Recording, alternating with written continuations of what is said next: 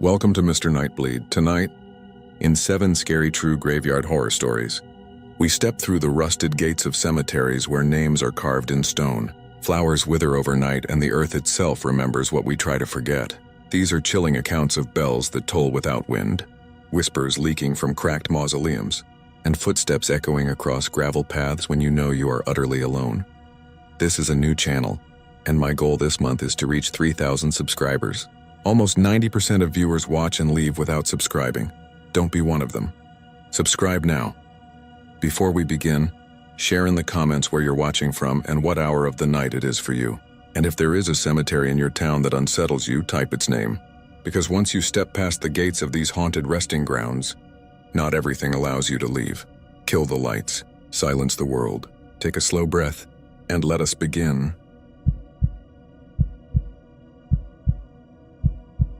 I don't care if anyone believes me. I just need to put this out there before I talk myself into thinking it was a dream. I'm a rideshare driver on the southwest side of Chicago. Part-time, mostly weekends and late nights after my day job at a copy shop. I'm not superstitious. I'm the guy who laughs at ghost tours and tells people the orbs are dust.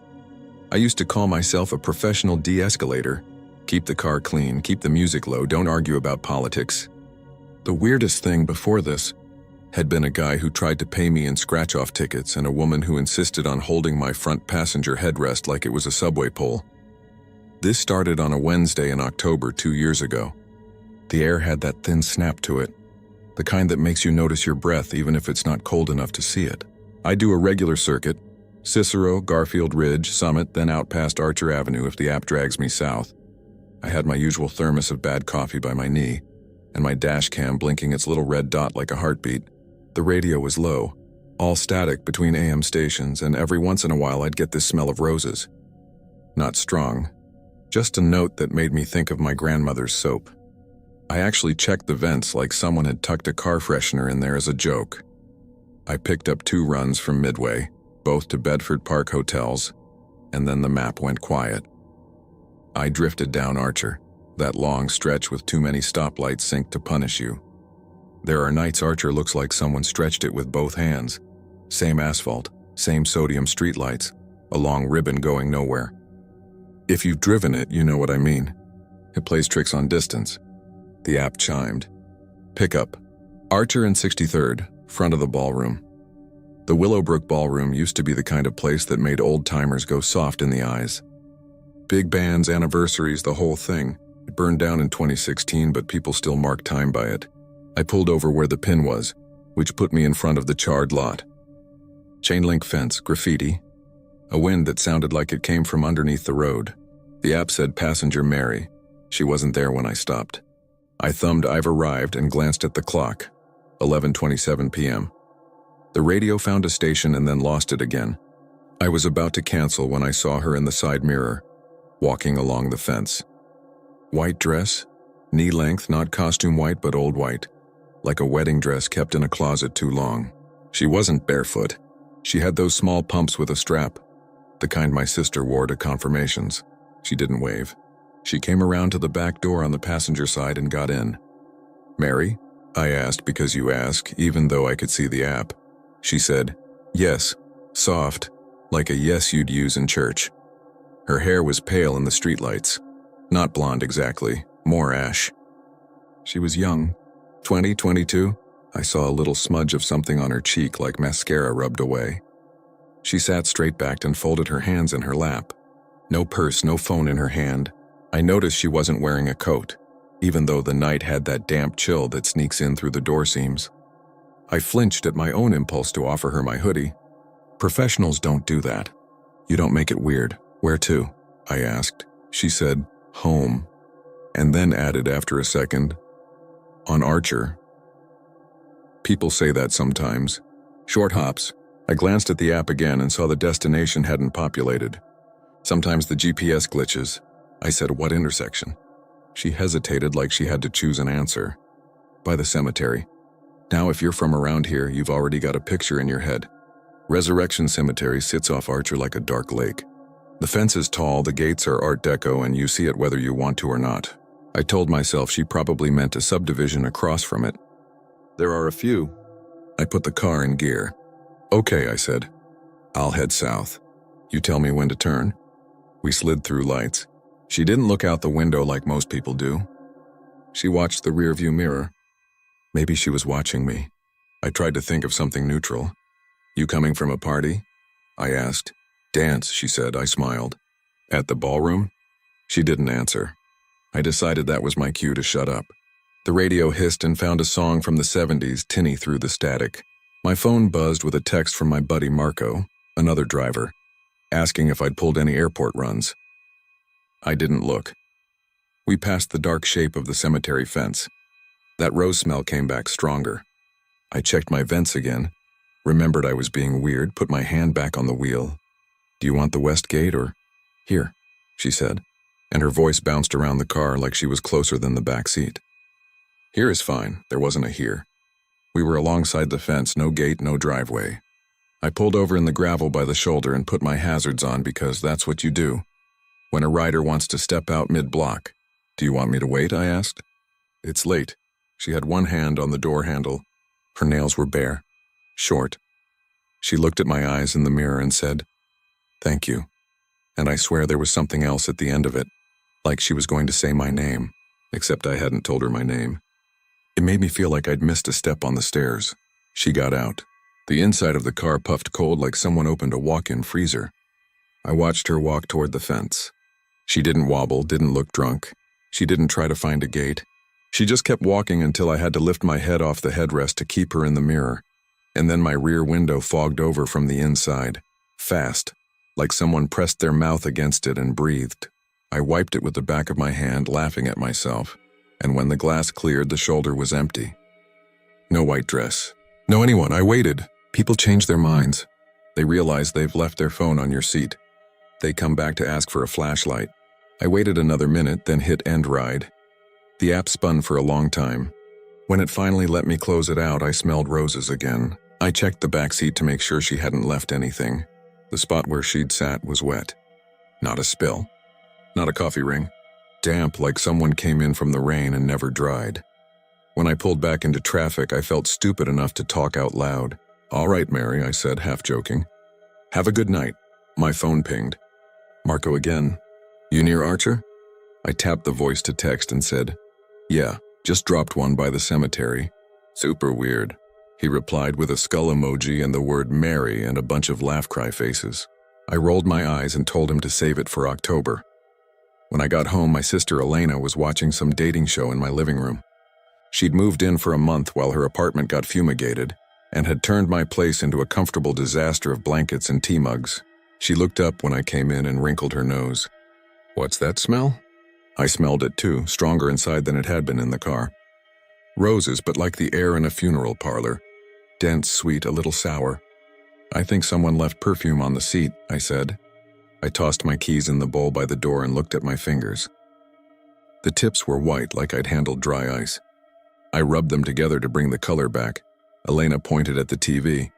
"Come get traumatized by this proposal." I tried, but my thoughts kept running back over Archer like tires hitting the same pothole. Every time I blinked, I saw the white dress leaving my passenger door. Before bed, I checked my dash cam because that's what you do if you want to convince yourself nothing happened. The footage was clear up until the ballroom lot. The timestamp clicked 11:26, 11:27, and then the whole screen pixelated to gray like TV snow. It recovered 30 seconds later when I was pulling back into traffic. I told myself the card needed to be reformatted. The next morning, I went to my neighbor's unit to borrow a ladder. He's retired CPD, name's Dwyer, the kind of guy who grows tomatoes out of buckets and has opinions about everything. He handed me the ladder and then squinted at my car. "You get into a fender bender?" "No," I said, confused. "Why?" He ran his finger along the inside of my windshield, where I'd missed a patch the size of a hand when I wiped away the fog. "Print," he said, holding up his finger. It was damp. "You got a little one riding up front with you?" "No," I said again. And then, to cover how that made my back go hot, I said, "Just my sister sometimes." He looked at me like he could tell when I was lying. "Reformat your cards," he said, apropos of nothing. "Those dash cams are useless if you don't." I did. I popped the card, reformatted, set it back in. The rest of that week was normal. A drunk couple argued in my back seat about whether a pizza was technically a flat lasagna. Don't ask. A lady in scrubs fell asleep so hard I had to tap her shoulder at her stop. Every night when I got home, the apartment smelled faintly of roses for about an hour. Then it faded. Elena told me I was going nose-blind. I told myself I was noticing it because the first time had spooked me. Friday, the app dragged me south again. Archer after midnight is a different road. There's less traffic, and what you get is either teenagers in muscle cars or old guys in Buicks going 20 under the limit. It had rained early. The asphalt was lead dark and held the shape of taillights like it didn't want to let them go. The app chimed. Pickup, Archer and 63rd, passenger Mary. I stared at the screen long enough that a driver behind me honked. I told myself there are a lot of Marys, and this one just happened to be near the ballroom. I pulled into the same gravel shoulder without meaning to. My hazard lights clicked. I turned the radio down until it was just the faint hum of electricity. The chain-link fence glittered where it had trapped drops of water. I had the sudden, strong thought that if I looked at my backseat in the mirror, I would see her already there. I forced myself to turn my head like a normal person and look. Empty. I thumbed. I've arrived. The app spun. The smell of roses drifted into the car. It was fresh enough I looked for a florist's van. The app ticked 11:26, 11:27. I started my timer. I told myself I would wait 3 minutes and then cancel. At 2 minutes and 50 seconds, the back door opened. She got in like someone trying not to wake a sleeping person. White dress. Bare hands. Pale hair with a dark pin to hold it off her face. She sat in the same spot and folded her hands in the same way. I felt my mouth pull into a smile. Reflex more than anything else. Hey, I said, and realized I'd made it too warm, like I was greeting a friend. Where to? Home, she said, and the second beat again, on Archer. Near the cemetery? She didn't answer, but I felt her leaning forward very slightly as if to see the road. I put the car in gear. Okay, I said. We drove in silence. The wipers squeaked. Each streetlight we passed threw a white bar across the dash and then let it fall. The cold seeped out of the back seat and made my fingers ache on the wheel. I kept checking the mirror and catching her eyes for an instant, not long enough to see their color.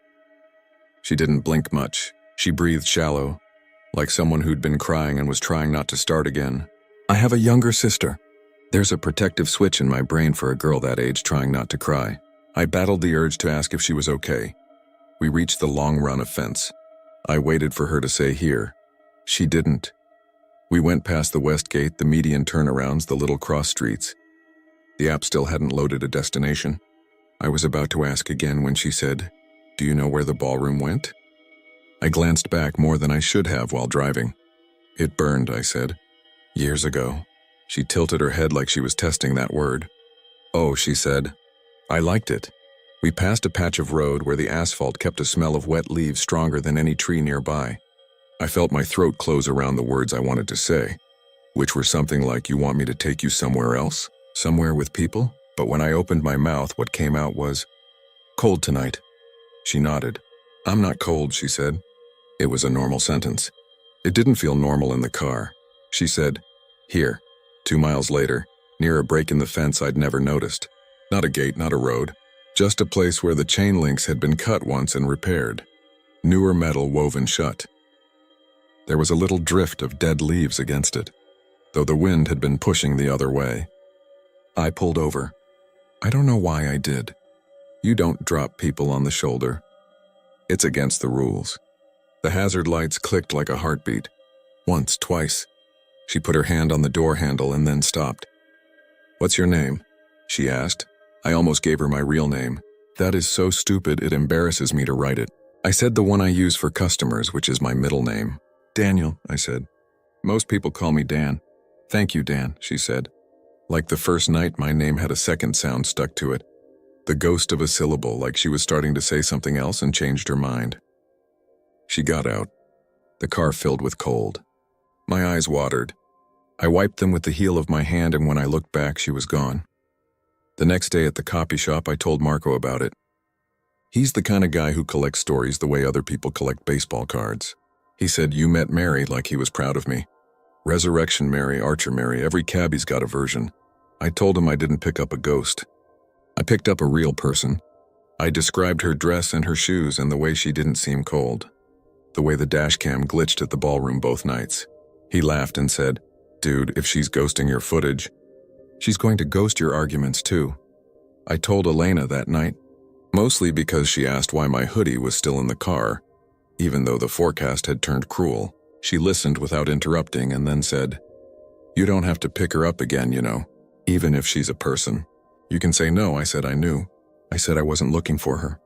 But when Friday rolled around, I found myself driving Archer earlier than usual, watching the fence in my peripheral vision like I was waiting for a deer to bolt. The app chimed, "Pick up at 63rd. Passenger Mary." I almost ignored it. I told myself I could swipe decline and someone else would get the ping. My thumb hovered, and then the weather did one of those quick, dirty switch-ups. Wind gusted out of nowhere and rattled the car, and the sky went 2 shades darker, and rain started that wasn't on any radar. It felt like the decision was made for me, and I didn't want to say even to myself that I'd been too scared to take the ride. I pulled into the gravel. The chain link sang in the wind. I know that's not a thing chains do, but that's what it sounded like. The app ticked 11:26, 11:27. The back door opened without me hearing a single footstep. She got in, dressed damp at the hem like she'd walked through wet grass. Her hair was smooth and dry. She folded her hands. "Mary," I said, and then stopped because I'd said it like I knew her. "Home," she said. "On Archer," I said. We drove. The rain tightened into a neat, mean curtain. I hit the wipers to the fastest setting and it still felt like I was peering through a shower. We passed the west gate. A squad car idled there, lights off. I considered flagging it down, saying I had a passenger who needed help. The thought made my skin prickle, like the reach of my hand would hit a wall of cold air, so I kept going. "Does anyone know you're out?" I asked. "Do you want me to call someone for you? A friend, a parent?" She took a breath like she wanted to say a lot and ended up saying nothing. I saw the movement of her throat. She said finally, "He didn't come." "You got stood up?" I asked. Relief running through me because it was a normal explanation and I could work with normal. "That sucks. I can take you anywhere you want. There's a Denny's open on Harlem. We can—" "I was dancing," she said, like a child defending a plan. "I thought he would come. Tonight?" I asked, and I didn't mean to put that question mark on the end like I was saying the real word under it. "When?" She didn't answer. The smell of roses was strong enough to make my stomach turn. I cracked my window and the wind shouldered in, wet and immediate, and the smell stayed. We reached the break in the fence and she said, "Here." And this time I didn't pull over. I don't know why. Maybe I thought if I got her to a better lit spot she would say something real, something I could help with. Maybe I thought the squad car was still behind us and I could wave it down. She leaned forward very slightly. "Here," she said again, not urgent, just firm. "I'll turn around," I said. "It's safer." The rear view showed me her eyes at last. They reflected the dash light in a way that made them look pale. "It's safer here," she said. "And if you've ever heard a person say something simple in a voice that closes the door on any argument, you'll know the tone." I pulled over. She made to open the door and then paused and put one hand on the back of my seat. Her fingers were narrow and cold through the fabric. She said, "You're kind." Like she was giving me an evaluation I might one day need to show to someone, and I said, "Wait." I didn't know what I was going to ask her. It came out as, "What's your last name?" She smiled in a way that didn't reach her eyes, and then she leaned closer. So close I could feel the cold of her on my ear. She whispered something. At first I thought it was my last name, and I froze because that would have meant another sort of story. Then I realized she'd said a street. Not Archer. A name I didn't recognize. Something like Harlem and Hale combined. And then she was out the door and the car breathed in and the window fogged. I got out. I don't know what came over me. I'm not the kind of person who runs headlong into the sort of problem that becomes a headline. But I ran to the fence. My shoes sank into the soft shoulder. Rain pasted my hair to my head. The chain link was slick and cold. I shone my phone light through the links. The cemetery was gray on gray. The near ground was a tangle of weeds. No footprints. No white dress between the stones. I stood there long enough to feel stupid. When I got home, Elena was asleep. I locked the door softly and then stood in my kitchen listening to the refrigerator hum. My phone buzzed. A voicemail transcribed itself into a mistake. Dan Her, home. From a number with no area code, no digits, just a string of question marks. I listened to it. Static. A breath at the end like someone opening their mouth to say wait and not getting it out in time. I typed the street she'd whispered into Google. There was no exact match. There was a Hale Avenue in Bridgeview and a Harlem, obviously, but nothing that felt right. I thought about the ballroom again. When you're tired, you draw lines between things that don't connect. I told myself I would sleep and this would be funny in the morning and I would tell Marco, and he'd roll his eyes so hard he'd hurt something. I woke to my phone ringing. The ring that means a human is calling, not a spam filter. My dashcam app. It has one of those motion alerts that I always forget to disable. It had pushed a notification at 4 in the morning. Movement detected. I clicked it, queasy, and it showed me a black video with a timestamp in the corner. For 8 seconds, nothing. Then the inside of my car lit dimly like a door had been opened somewhere else. On the rear seat, the fabric darkened in a handprint, fingers splayed, pressing down. The weight of it changed the cushion. I watched the outline of the fingertips halo with moisture. And then nothing. I scrubbed back and forth like maybe the answer was between frames. I didn't tell anyone about that part. What I did next was the rational thing. I thought of Mr. Dwyer with his tomatoes, and I thought about talking to someone who didn't collect ghost stories for fun. I walked down the hall and knocked. He opened in a t-shirt that said "Polka Never Dies," which felt like a cosmic joke. I said, "Can you come look at something?" He did. I showed him the dashcam clip. He didn't say anything until it ended. Then he said, "Kids, like that explained all physics. You probably left the window open and some neighborhood kid thought he was hilarious." "It's sealed," I said, "and the door's alarm never triggered." I realized how defensive that sounded. He shrugged. "You want to report a trespass, we can call it in. But you know what they'll do. They'll make a note. They won't swab your seat." I didn't call. I aired the car out until it lost the funeral parlor scent. I took shorter runs close to home. A week passed and then 2. Halloween came and went. Marco texted me every time he drove past the cemetery. "Anything?" he'd ask. "Your girlfriend walk home?" I told him to shove it. Then my sister moved back to her place. The apartment got too quiet. I slept with the TV on low old sitcoms, seasoning the dark with canned laughter. One night around midnight, I woke up to the TV paused and the smell of roses thick enough to taste. The remote was on the coffee table where I'd left it. The windows were shut. My mouth went dry. I stood up and my bare feet met cold like I'd stepped into a puddle. The floor was dry. The cold was concentrated, a patch the size of a doormat in front of the door. I opened the door and the hallway beyond was ordinary. The normal smells of old paint and someone else's cooking. When I shut the door again, my phone buzzed with a text from an unknown number. "Are you coming?" There was no callback option, no info, just that sentence and the timestamp and the sense that if I replied, whatever I wrote would end up somewhere I didn't want it. I didn't sleep after that. In the morning, after watching the clock march to 7, I drove Archer in daylight like I was trying to see a stage with the lights on. The fence looked normal, the gate looked like iron should, and the lot where the ballroom had been looked too small to hold all the pictures people keep in their heads about it. I pulled over anyway. I got out. Cars hissed by. A city truck went past with its radio loud enough I could hear the DJ. There was a woman at the bus stop in a blue coat, and 2 teenage boys laughing at something on a phone. It felt like I'd imagined everything. But when I opened my back door, the seat had a faint, perfect handprint on it, as if whoever had been there had gotten up 10 minutes before and I had just missed them. I scrubbed it with upholstery cleaner until my knuckles went numb. The print lightened. It didn't go away. A few nights later, Elena came over for dinner like we'd said she would. I made pasta. She brought garlic bread. We did the whole normal script.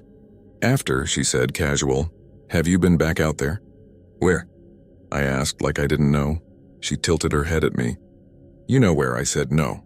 Then I said, "Yes." Then I said, "I don't think I get a vote." She nodded. "Let me come. If you're going to go, don't do it alone.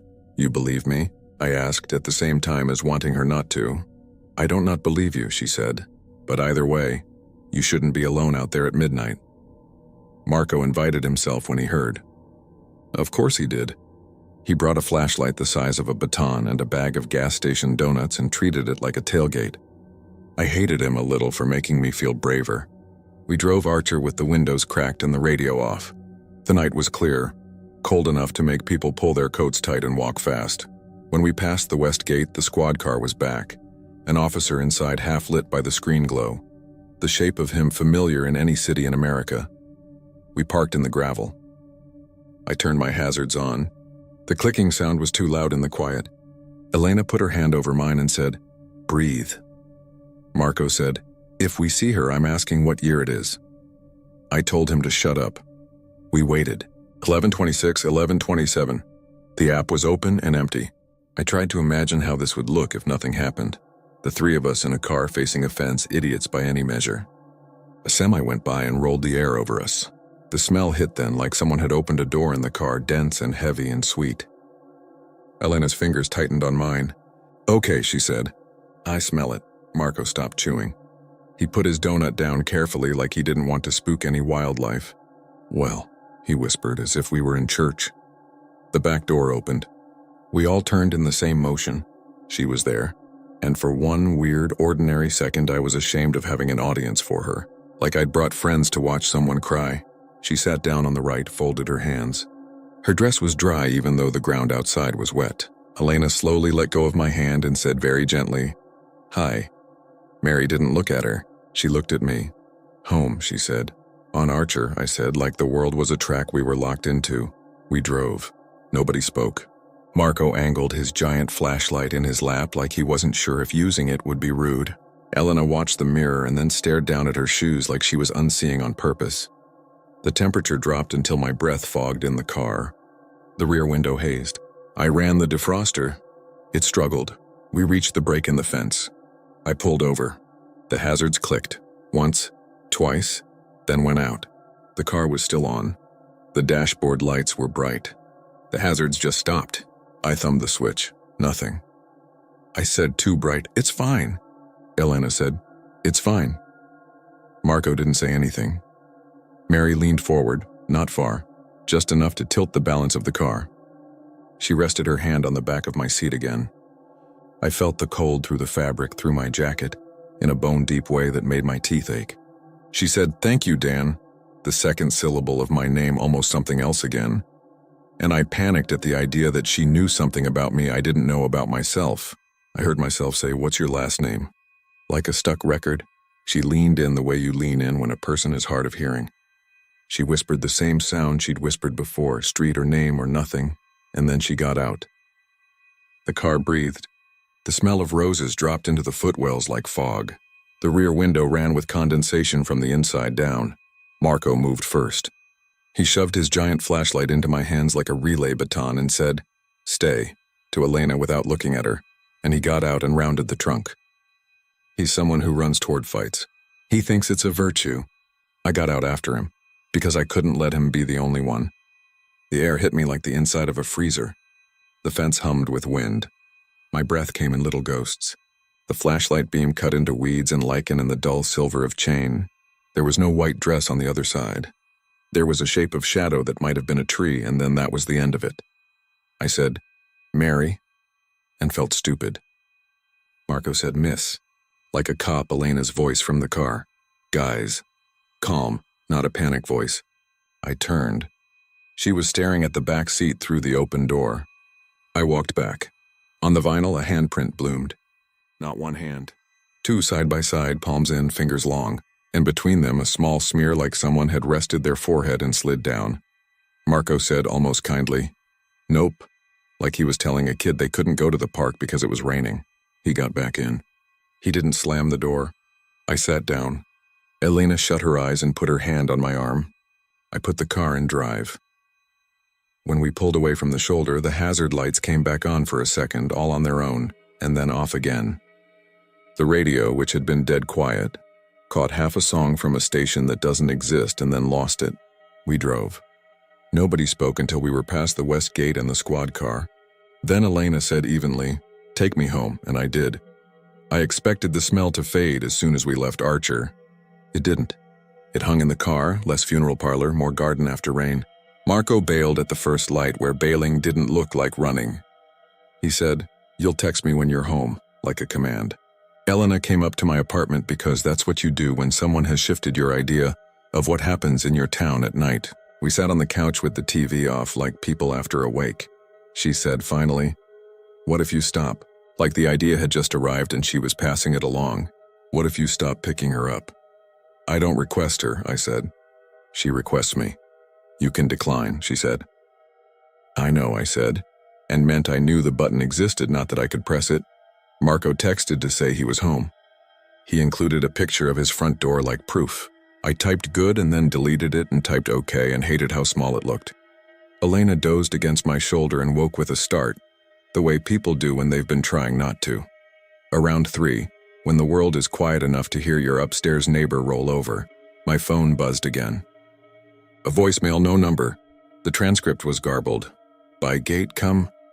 I almost didn't listen to it. Then I did, static, a breath, and under the noise, that word again. The street that isn't on any map I can find, spoken like someone practicing the way a name feels in the mouth. That was 3 months ago. On some nights the app is quiet and I tell myself it's done. On others the ping comes at 11:26, 11:27 and I pull over in the gravel without thinking about not doing it. I have said I will stop. I have meant it. I have driven Archer in daylight like that will make it not a problem. I have talked to Mr. Dwyer, who offered to call in a patrol car to sit behind me like a chaperone. I have driven with Elena in the passenger seat and with Marco, who keeps giving me a rosary he then forgets he gave me and asks for back. It doesn't change the part where she gets in and asks to go home and puts her hand on the back of my seat, with a cold that aches, and thanks me like we've done something helpful. The handprint on the back seat never fully wiped away. It's a shade darker, a watermark of 5 separate ovals, like a post-it you took off but the adhesive halo stuck. Sometimes in my apartment the smell shows up for an hour and then leaves. Once I woke up because the air by my face was cold, very specifically cold, and I lay there convinced that if I opened my eyes somebody would be bending to see if I was awake. I didn't open them. I don't know what the rules are if you do. I've started saying a name at the curb when she gets out. Not Mary, she never gave me a last name to go with it. The other thing, the not quite street. I say it just under my breath. Sometimes the radio catches a station long enough to echo the vowel back to me. Sometimes it doesn't. Once I thought I heard someone on the other side of the fence say, with relief and something that wasn't relief all the way down, yes. Elena says that if I keep telling this, people will say I wanted it to happen to me. Marco says I should change cars and numbers and never go south again. Mr. Dwyer shakes his head and says, some roads are sticky. If you drive Archer late, and you see a car on the shoulder with its hazards pulsing just once, then going stubbornly dark, and you smell roses where there aren't any, keep going.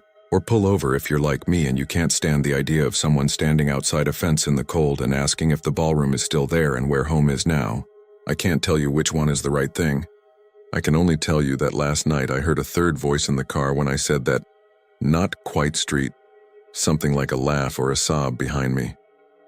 And when I got home and shut off the engine, the hazard lights blinked once, soft as a breath, like someone was saying thank you.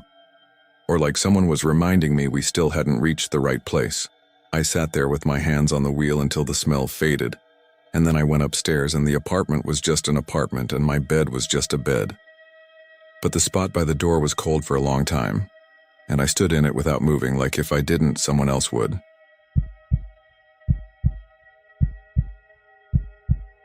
I never thought I'd put this into words, but my hands still shake when I think about it, and I'm hoping that writing it down will make the nights quieter. If you're from New Orleans, you've probably heard some version of this story already, and you'll decide whether I just bought into the tourist myth, or if something from that place decided to buy into me. Either way, I'm not trying to convince anyone. I just want to sleep. I was in the city to visit my older sister, Nora. She'd moved down after grad school and stayed, as people do when beignets and brass bands and sticky heat somehow get into the seams of their life. I had a few extra vacation days and a cheap flight.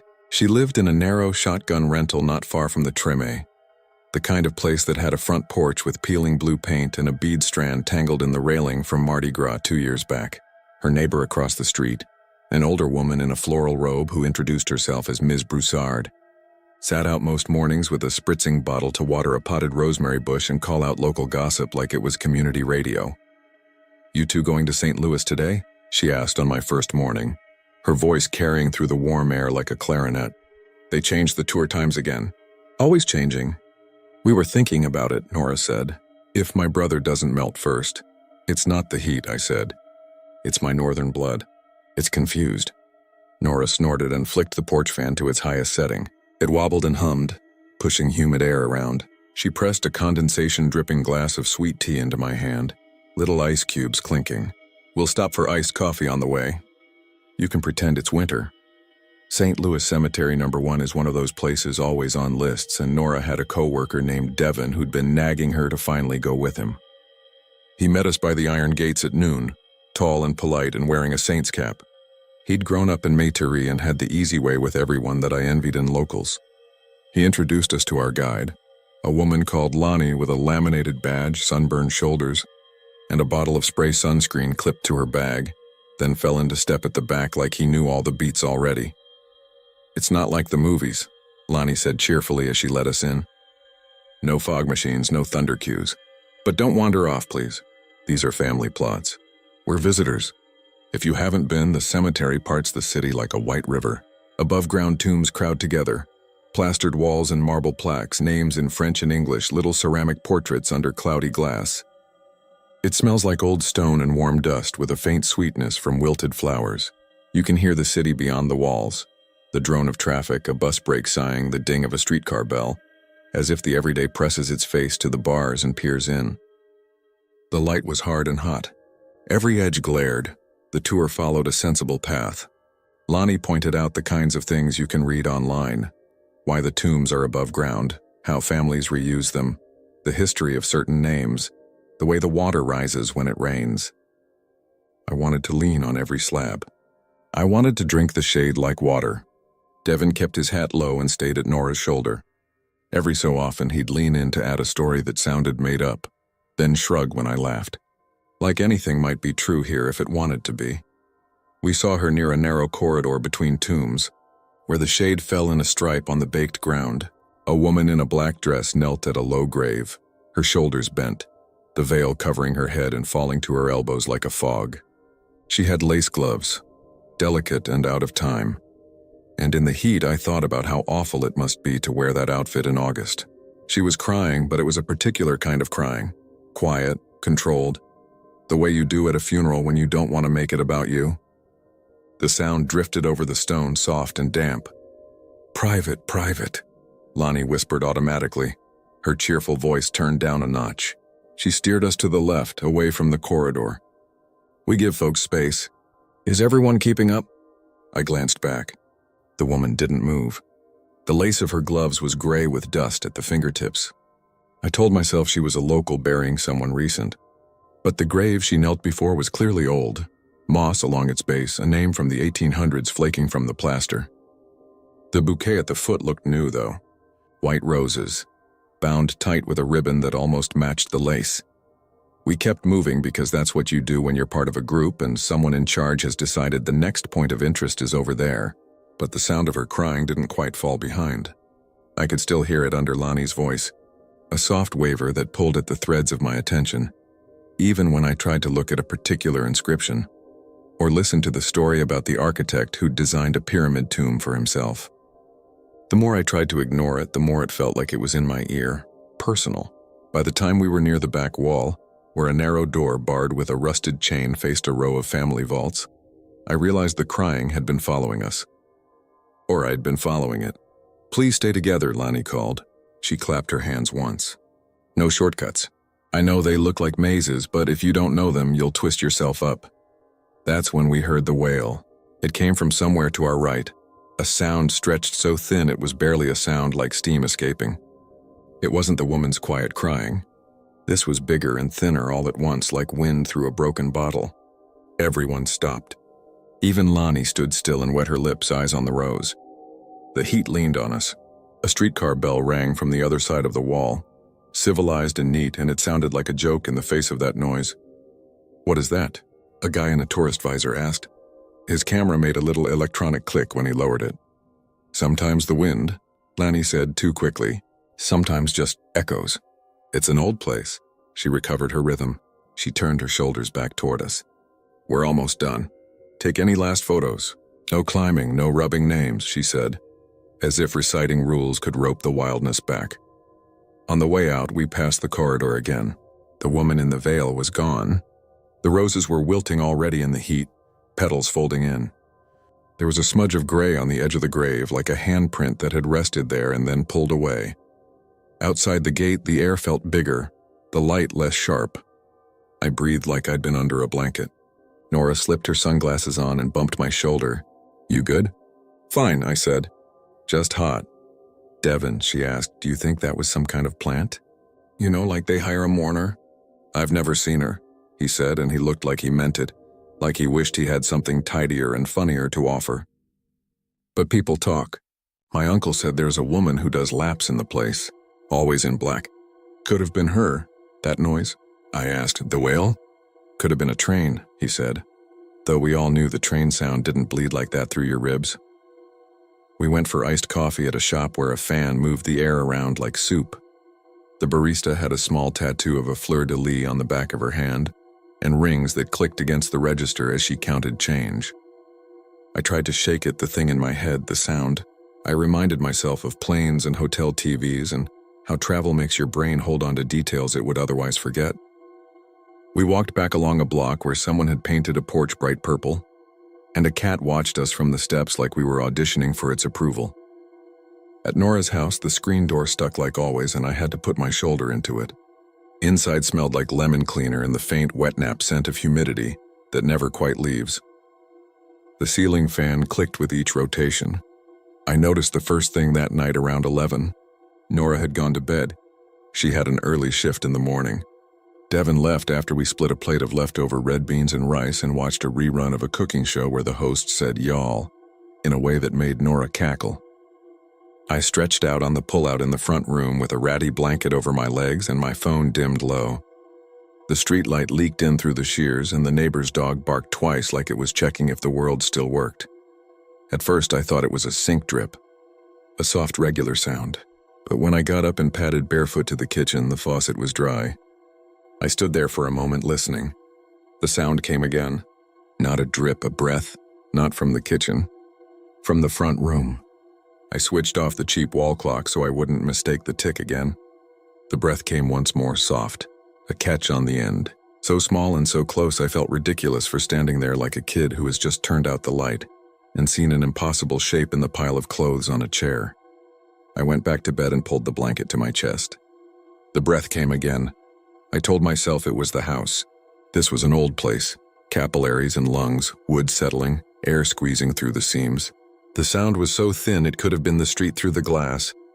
I scrolled through my phone until my eyes blurred, then fell asleep with the first line of a text half-typed to Nora about a leak she didn't have. In the morning, there was a damp smear on the floorboards near the front door, the kind you get when someone has walked in from the rain, except it hadn't rained and the front mat was dry. The smear was small, oval, a mark as if someone had knelt there, leaned a weight into it, and then stood. It smelled faintly of something sweet, like crushed flowers in the heat. I bent close. The wood had swelled a little, nothing dramatic, just a weathering the house would have done anyway with a change in humidity. The smell made me swallow. Nora was tying her hair up by the bathroom mirror. I told her I'd mop it. She nodded, distracted, then paused to look at me in the glass. "You okay? You look like you had dreams." "Just too much sugar," I said. "That sweet tea is a weapon." "You'll acclimate by the time you go home," she said, smiling, and then she was out the door with a wave and the squeak of the screen. I mopped the oval mark. It disappeared easily, but the smell got stronger with the water. I opened a window and turned on the fan and rolled my eyes at myself. It was nothing. I texted Devin, asked if he'd ever seen anything weird in St. Louis besides tourists climbing where they shouldn't. He sent back a grave emoji and then a shrug.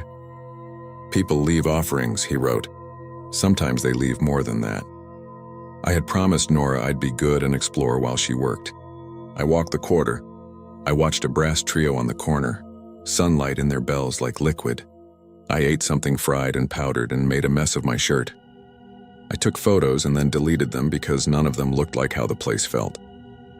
I kept turning my head for a sound that wasn't there. I stopped at a used bookstore that smelled like dust and coffee. The owner asleep in a chair with a small fan pointed directly at his face. In the section with local history, there were pamphlets and self-printed booklets. A stapled one on hauntings in the city had a paragraph about a weeping woman at St. Louis Cemetery No. 1. Witnesses report a figure in a veil who remains fixed by certain family tombs, it said, and who has been seen near the entrance. Avoid direct engagement. Do not offer sympathy. I laughed out loud in the quiet store, the kind of brittle laugh you do when something taps your nerves. The owner stirred without opening his eyes and said, "Cash only." That night we had thunder. It came in late, like it had decided to take a personal day and then changed its mind. The first drops on the porch roof sounded like a handful of rice thrown at a wedding. Nora texted from her room to ask if I wanted a movie. We cued a corny old horror flick, the kind with obvious sets and too much fog. A crack of lightning flickered through our movie lighting and made everything on the screen look fake. Between scenes I heard that thin breath again. I muted the TV. Rain ticked against the window. Nora shifted on the couch. The breath came again, slightly longer, like someone trying not to speak. "Do you hear that?" I asked. Nora watched me in the TV glow. "What?" I unmuted the movie. "Nothing." Around midnight, the power hiccuped. The fan stopped mid-turn. The sound of the rain filled the house in all the places electricity usually lives. In that quiet, cradled by thunder, the breath came again, right by the front door, followed by the tiniest choke, like someone trying not to sob. I sat up. Nora did too, hair a dark rope over her shoulder.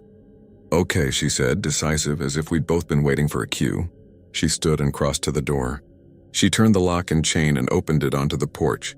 Rain draped in sheets past the overhang. The street was slick, the puddles gold with the streetlight. Ms. Broussard's porch was empty, her rosemary bush glistening. The neighbor's dog barked twice and then stopped. "Hello?" Nora called. Softness layered over the word like she could make it land gently. Rain. Heat. The feeling that something stood just beyond where the porch light ended.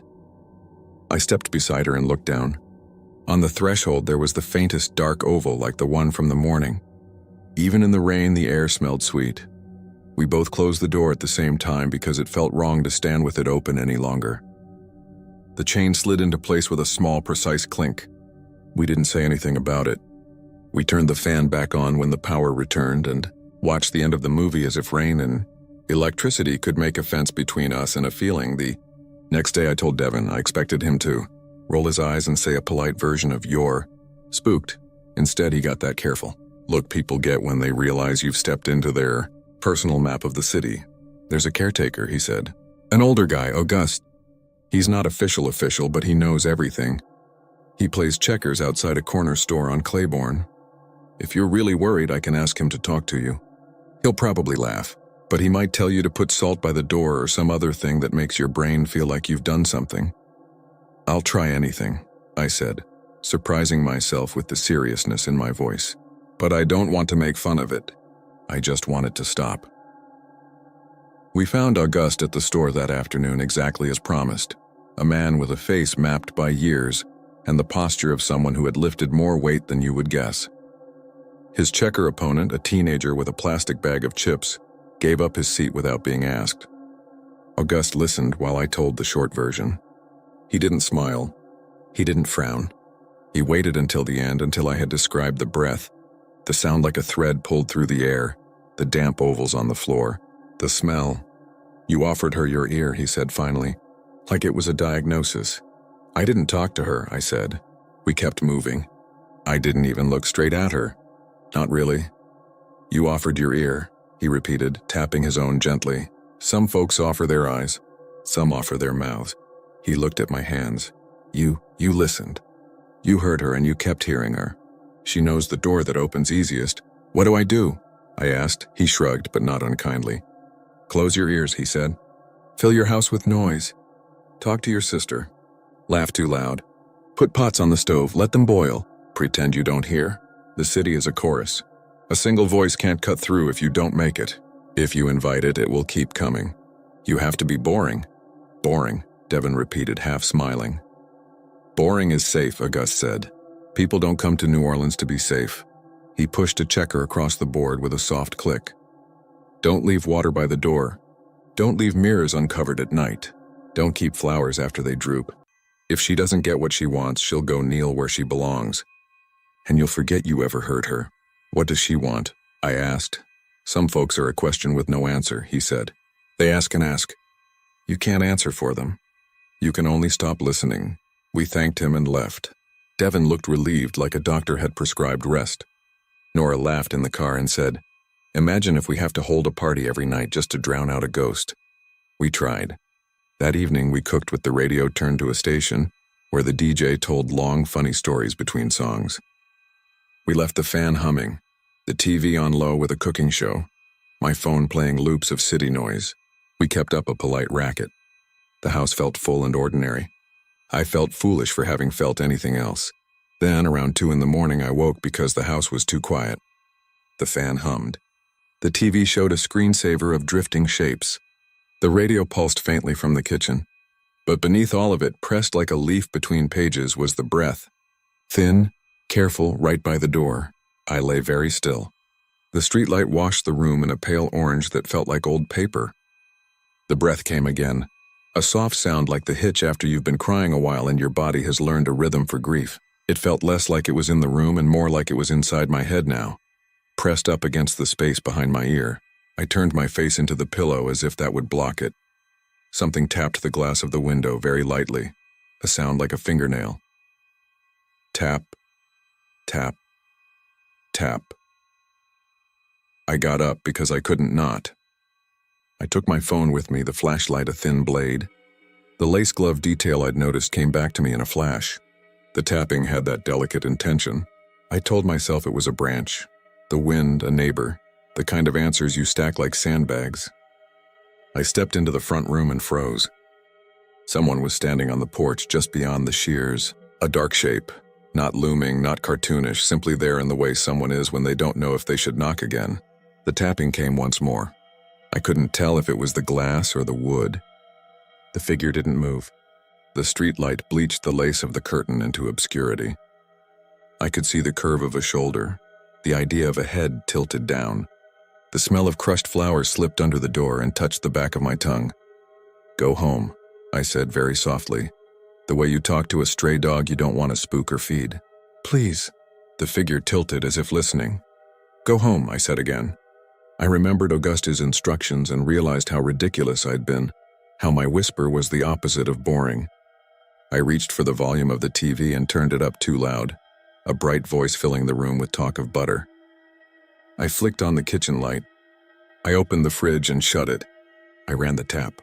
Noise bloomed like a childish prayer. The tapping stopped. The breath didn't. It moved from the door to the wall, from the wall to the ceiling like water in pipes. It threaded the fan's hum until I couldn't tell where one ended and the other began. I went to the door, my palm on the cold brass, and simply stood there, breathing with it, matching it, hoping to exhaust it by giving it nowhere to sit. Eventually, the breath faded. Or I stopped hearing it. Dawn came as a paler smear. The rain gone, the street cleaned. When we opened the door, there was another damp oval on the threshold. The smell was stronger than ever. Ms. Broussard's rosemary had tiny beads of water on it that caught the light like glass. That afternoon, a police cruiser idled on the block. An officer knocked on Ms. Broussard's door, then ours. Officer Landry, his name said. And he had the kind of patient expression people wear when they're tired of their own authority. He said there had been reports of a woman in black walking late at night along the cemetery wall, all the way to this block, not bothering anyone but upsetting some newer residents. He asked if we'd seen anything. He wrote notes when we said no and then gave us his card anyway. "Old city," he said, half embarrassed by the vagueness of it. "Sounds scary."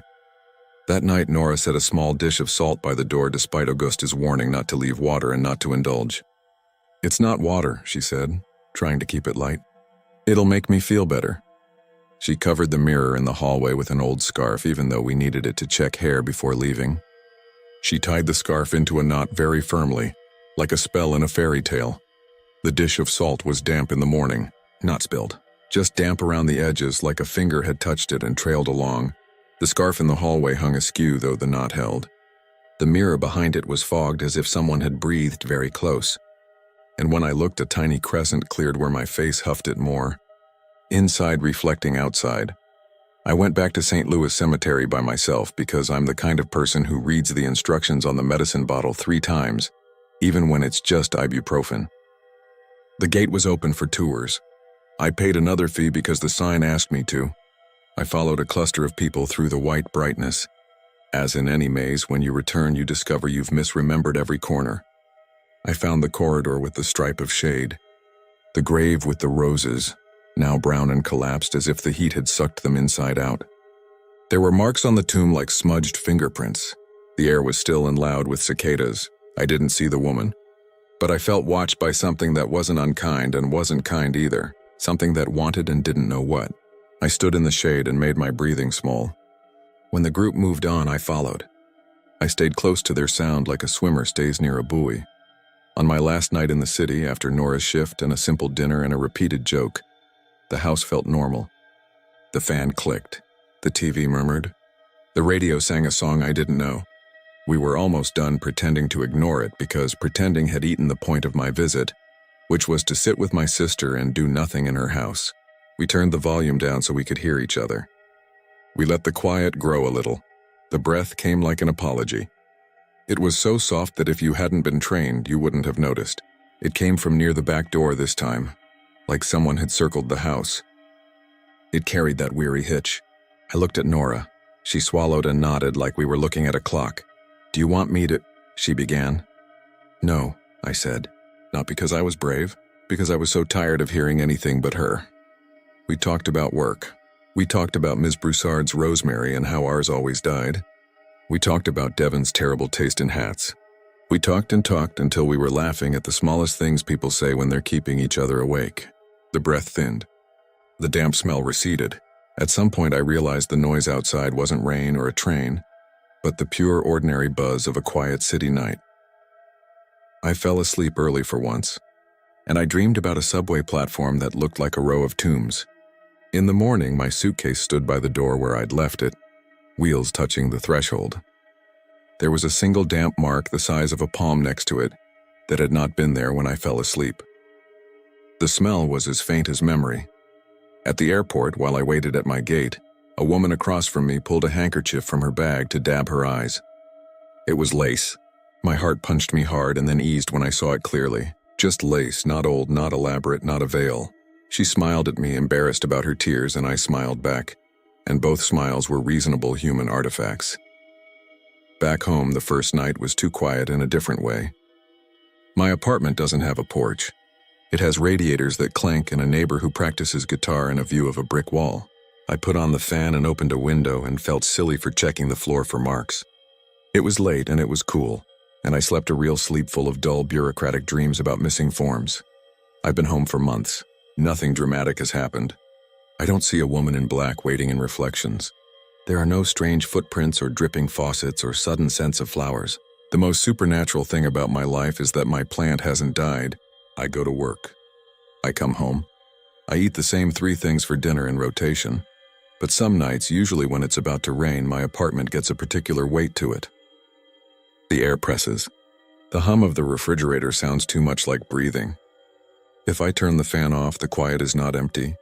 I'll be pouring pasta into a bowl or standing by the window waiting for the kettle, or scrolling through my sister's texts about a new bakery near her house. And I'll hear it just for a second, so faint I have to unclench my jaw to catch it. A thin intake of air, a soft catch at the end like a habit learned long ago and hard to break. When it comes, I do what Auguste told me. I fill the room with harmless noise. I call my sister and leave my laugh on her voicemail when she can't pick up. I drop a spoon on purpose. I put music on low and badly sing along. I talk to myself like a fool and tell the empty apartment what tomorrow's weather will be, and where I've left my keys and what time the bus comes. Sometimes it fades. Sometimes I hear it again just once as if to let me know it's still asking, and then it stops. I haven't done anything dangerous, I think. I haven't opened the door. I haven't gone to the window and lifted the curtain and leaned my ear into the night. I haven't said, "I hear you." I haven't said, "What do you want?" And yet last week, after a long day, I fell asleep on the couch at an angle with the TV dimmed. A glass of water sweating on the table. The window cracked for air. Sometime after midnight, I woke up because the room smelled very faintly of crushed flowers and heat. Not strong. Not dramatic. Just enough to notice and then doubt your notice. In the light from the adjacent building, my window glass showed my reflection, bled with the thin shape of the fire escape. I didn't see anything else. I told myself I didn't see anything else. I turned the fan higher until the hum shook out the thin, loose threads of silence. As I lay there, not asleep and not awake, I realized something that made the skin between my shoulder blades feel cold even in my stuffy apartment. The breath I hear, the one I thought I had brought home by accident, the one I try to drown with ordinary life, when it came that first night, and every time after, it always matched my own. Not exactly, but close. When I held mine, it held. When I let it go, it did too. A split second later, like a voice repeating a prayer it half remembers, listening intently for the words. It isn't the sound that makes me write this. It's the echo. I try to forget that most days. I try not to count the beats. I try to be as boring as possible. But I'm writing this tonight because as I sat in the dark and the air felt heavy and the fan hummed, and a siren somewhere far away made the brick wall ripple with a smear of light, I heard that thin breath again, and for once I didn't hear it at the door or the window or the wall. I heard it right behind my ear, as if my own apartment leaned in to listen to me. It was followed by the faintest sound, a sound so small I could have dreamed it. The softest suggestion of someone kneeling on old floorboards, the tiniest shift of weight, a patient shape arranging itself to wait. If anyone asks what it wants, I can't say. If anyone asks what I did to invite it, I can guess. I offered my ear. And now, when the night gets crowded, when the air turns to velvet that you can't quite breathe through, when I mistake my own heartbeat for footsteps, I wonder if I brought her home or if I only finally tuned into the place in every house where grief sits down. Maybe she follows anyone who listens. Maybe the city taught me how to hear what is everywhere. Or maybe, and this is what worries me most, it's not that she followed me at all. It's that I followed her, and I can't tell if I ever really left.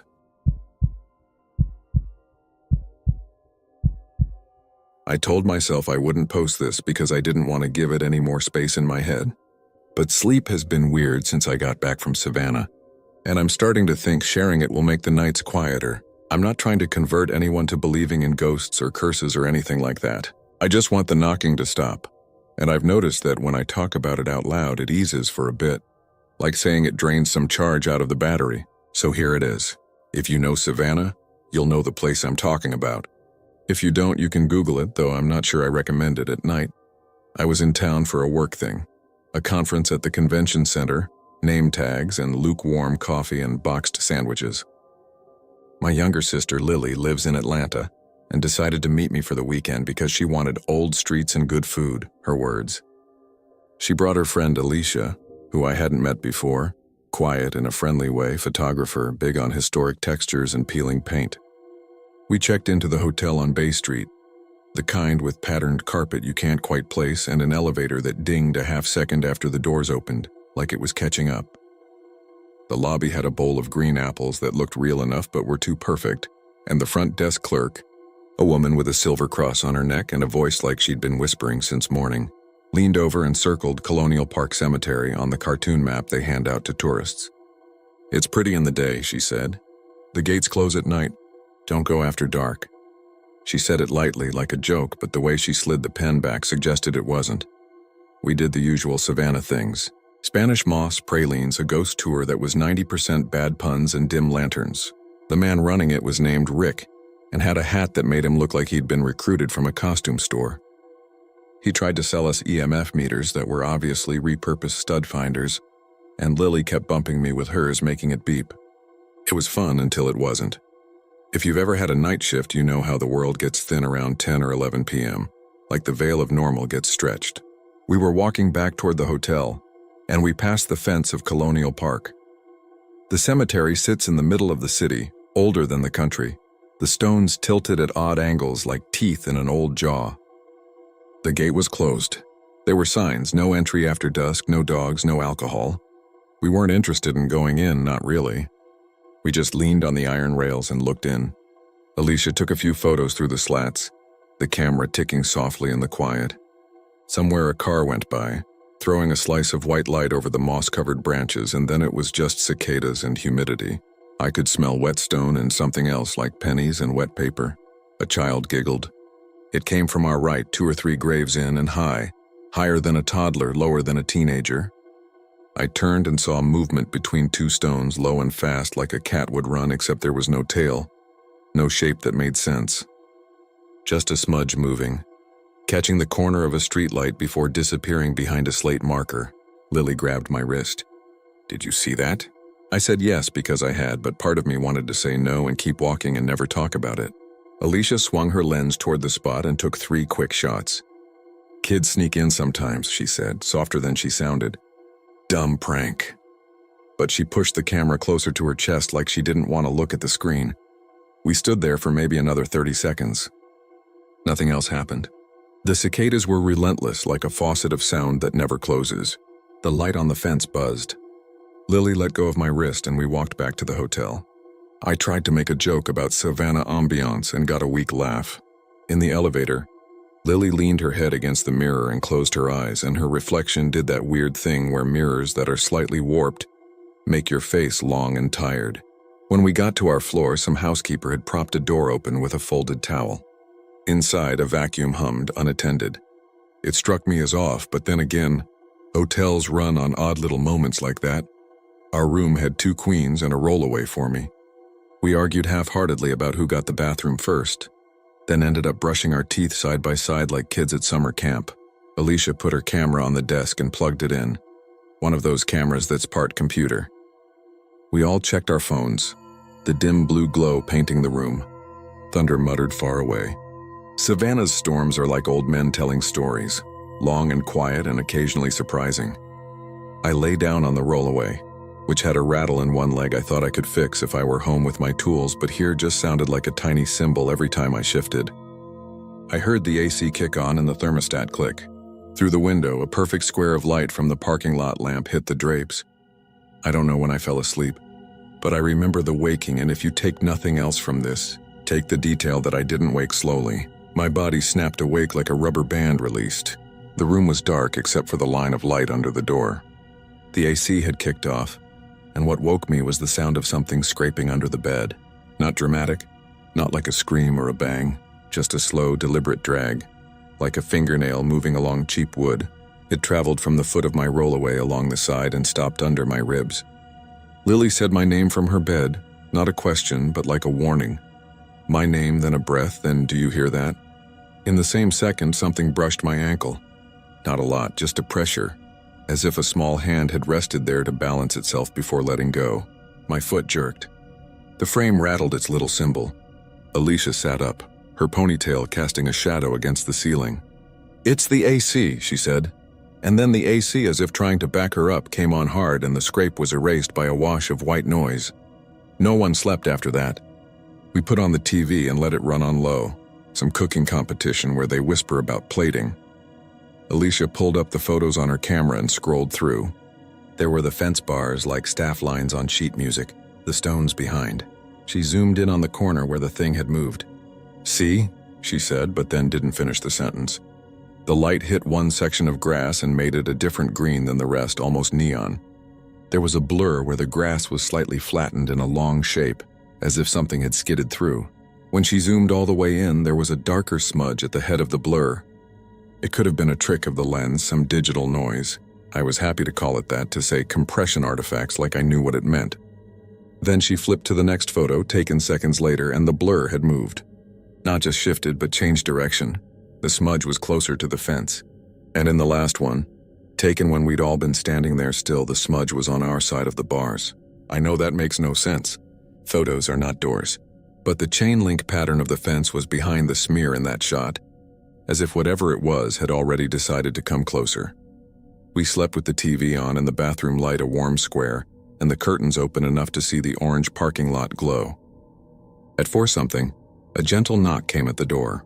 Not a hotel knock, not the bold bam bam bam you get when housekeeping wants in. This was child knock rhythm, polite and tentative, 3 quick taps and a pause, then 3 again like a game. I sat up and felt my throat close for no rational reason. Lily whispered, "Don't move." Alicia said, "Probably drunk people, wrong door." But she stayed very still. After a minute, the knocking stopped. A good 10 minutes later, just when the quiet had grown roots, the sound came again. But not at the door. At the wall between our room and the next. It was lower, like it was happening near the baseboard, and it traveled from the head of Lily's bed to the foot, then across toward the door, then right behind the headboard of my rollaway. I swung my legs over and put my feet on the carpet and felt something wet, like the carpet had been wiped with a damp towel where I was about to step. We left for breakfast as soon as the sun made the sky a lighter shade of gray. The front desk clerk with the silver cross was still on, or maybe her shift started early. She looked at our faces longer than polite and then asked, "Everything all right with the room?" Lily said, "We had someone knocking next door." The clerk's mouth tightened. "We're not full," she said. "No one is in the room next to you on that side.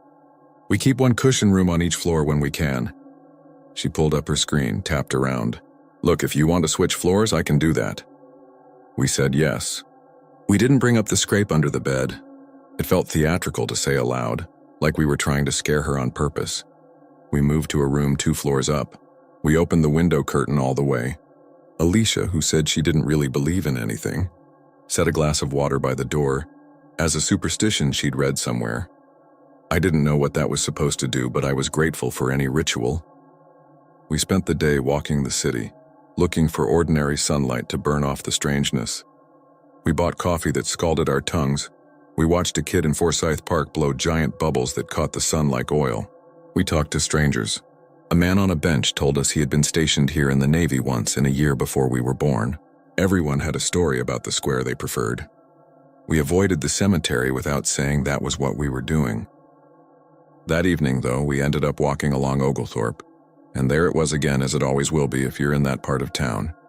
The iron fence, the warping of the street into the years of the dead. The gate was closed. A couple was pressed together by the entrance, whispering. A police cruiser slid past, the officer inside not looking at the cemetery at all, which is its own kind of superstition. The air had a glassy feel before rain. Lily said, "Let's just cross the street," and I said, "Yeah, okay." But then a small voice, not words, just the tone children use when they call out to be noticed, came from the left. I didn't turn right away. In my peripheral vision, something scooted along the base of a headstone like a shadow had come loose and was playing at being a person. My scalp prickled in the most literal way, hair rising. Alicia took a photo without raising the camera, just press and hope. When we finally did look, nothing was there. The couple had gone. The cop was turning down a side street, and it was suddenly so quiet I realized I could hear our own breath moving. If you've ever taken a breath in a church when you're the only one there, you know that sound. Back at the hotel, at the new room with its different painting of a marsh on the wall, the knocks returned, but softer and steadier, like someone trying to measure our patience. We called down to the desk. The night manager, a man this time, came up in a red tie and said he would do a sweep of the floor. He did, and he came back and said there was no one out there. He stood in the doorway with his hands on his belt as if he wasn't sure whether to step in. He listened with us. Nothing happened for a full minute. "Might be the ice machine," he said. "Sometimes it clicks when the tray drops." There was no ice machine on our floor. He said he'd have maintenance check for pipes in the morning. We thanked him. He paused before he left and said, almost under his breath, "If you went by Colonial Park last night, don't talk about it outside after dark. It's like calling something over." Lily and I looked at each other, and Alicia, who had the stiff, bright expression of someone pretending not to be scared, said, "We're not worried, but thank you." He nodded and left so fast I could smell his cologne still hanging in the hall. At 2 or 3, I woke to the sound of the glass of water shifting against the carpet. Not spilling, not knocked over, just sliding a tiny distance uphill against the logic of the room. I watched it move the width of my fingernail, then stop. I didn't call out. I didn't want to start the echo of my name in the dark. My ankle, which I'd tucked under the blanket, felt suddenly cool, like a child's hand had rested there again, but this time through the fabric. I thought irrationally that if I didn't kick, it might leave me alone. The AC clicked. The wall tapped in that little rhythm. 3 knocks, pause, 3. There is something about small sounds in the middle of the night that rewires your brain into thinking big thoughts about little things. We left the next morning without telling each other we were leaving because of the cemetery. We packed in silence, the way you do after a funeral when everyone is playing normal but moving twice as fast. On the way out, I asked the clerk with the cross if she believed the stories. She said, "It's an old city." I said, "Okay, but the children?" She rubbed the edge of the cross between her fingers like a coin. "The children are like squirrels. They get used to being fed." I thought she meant tourists and attention. Now I'm not sure. Back home in my little apartment with the bad coffee maker and the entry light that stutters before it commits, I tried to shake it. For a day or two it worked. Work emails, laundry, the clockwork of normal life pulled me back into the stream. Then on the third night, I woke right at 3:12 a.m. Or at least that's what my microwave clock said when I walked out into the kitchen because I couldn't stand to be in bed anymore. The air was still. The fridge hummed. My upstairs neighbor dropped something heavy and swore, which made me smile in a tired way. I went to get a glass of water and the cabinet door, which always hangs a little open because the magnet latch is weak, was closed. I know I didn't close it. It took me a full minute to process that detail. So small it felt petty to be scared of. Then there was a tap at the baseboard by my front door. 3. Pause. 3. I stood there, sweating in the cool room, and counted. 8 sets. Then silence. When I finally went back to bed, I tucked the covers around my ankles like I was 9 years old. The next day, I called Lily. I didn't want to ask because asking is making it real. But I asked anyway, "Are you hearing anything weird?" She was quiet so long I thought the call had dropped. Then she said, "Do you think a child can leave fingerprints that don't look right?" She'd come home to a smear on her hallway wall at knee height, like a greasy handprint except it had too many little lines in it, not like regular fingers. "Alicia says we're being suggestible," Lily said, trying to sound like she agreed. Then she said, "Alicia sent me a photo from last night. Her cat wouldn't go into the guest room. She took a picture of it sitting in the hallway, tail puffed, looking in. There's something in the mirror behind it like a fog shape. She sent it to me. I made myself look. If you wanted to be rational, you'd call it glare. If you wanted to sleep, you wouldn't look twice. But if you zoomed in, you could see the fog was the height of a child and slightly wrong in the ways children are right. We tried to starve it of attention. We didn't talk about it after dark. We didn't look at the photos except once in a bright coffee shop at noon with cheerful music on.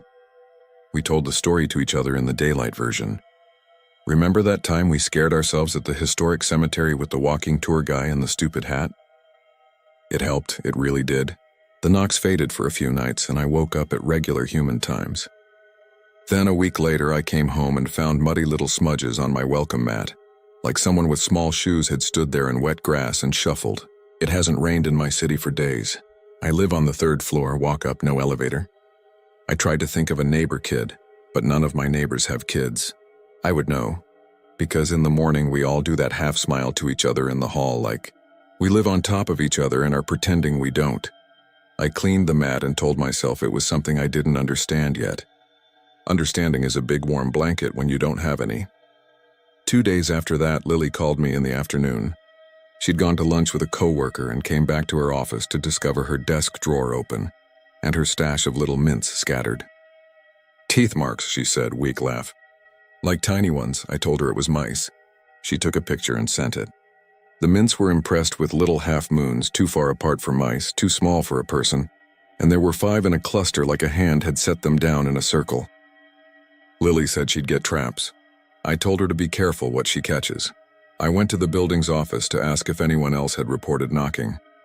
The manager, a guy who wears polo shirts with our building's name embroidered above his heart like he's on a team, shook his head. "We get pipes," he said. "Old building." He offered to send maintenance to check my radiator. I said sure. The maintenance guy came by and banged on things and left. The knocks didn't stop. They got a little more patient, maybe. They learned my schedule. A friend of mine is a cop. Well, a desk cop now after a knee injury, but enough of one that he likes to solve things in straight lines. He came over with coffee and did a walkthrough of my place like it was a crime scene.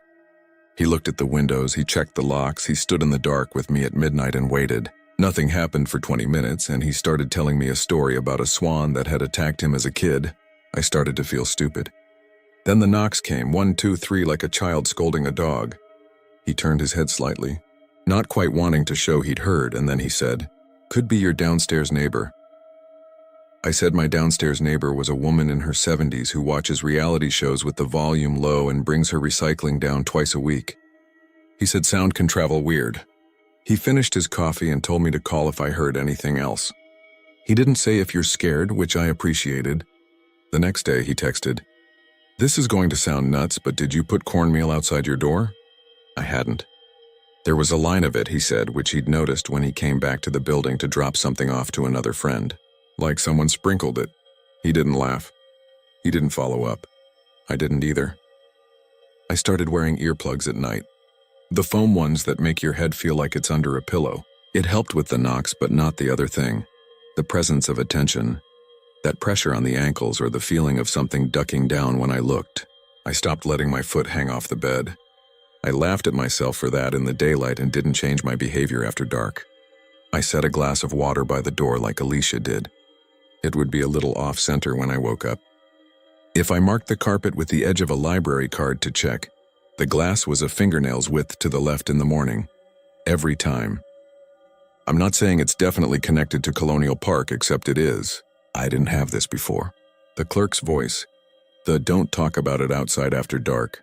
The smallness of the movements that feels exactly like a child making sure you notice them without getting caught. That all started there. I called the cemetery office during business hours one afternoon, telling myself I was asking about tours. The woman who answered sounded like she'd said the same things 1,000 times. "We close the gates at 5, she said. "There's a chain and a lock." I didn't ask her, "What about the ones who get out anyway?" But I think she would have had an answer. Alicia finally sent the full set of the photos she took through the fence in a folder labeled Savannah Textures, a name that makes it sound like something you could fold and put in a drawer. I looked through them quickly, ready to delete. Then I noticed a detail I hadn't seen on the camera screen. In the last photo, the one where the smudge seemed to be on our side of the bars, there are little marks in the dirt along the sidewalk. Not footprints, not really.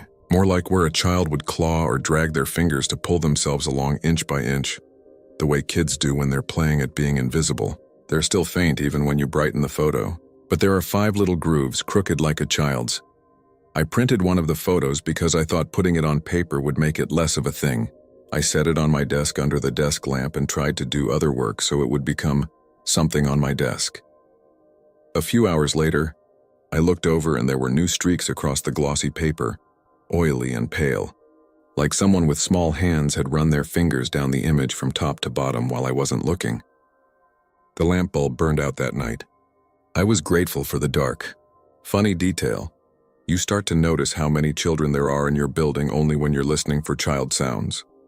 I heard a giggle in the stairwell last week and almost turned and laughed in relief. Just normal life. Except when I went to look, no one was there, and the giggle stayed in the air a half-second too long, like a recording ending.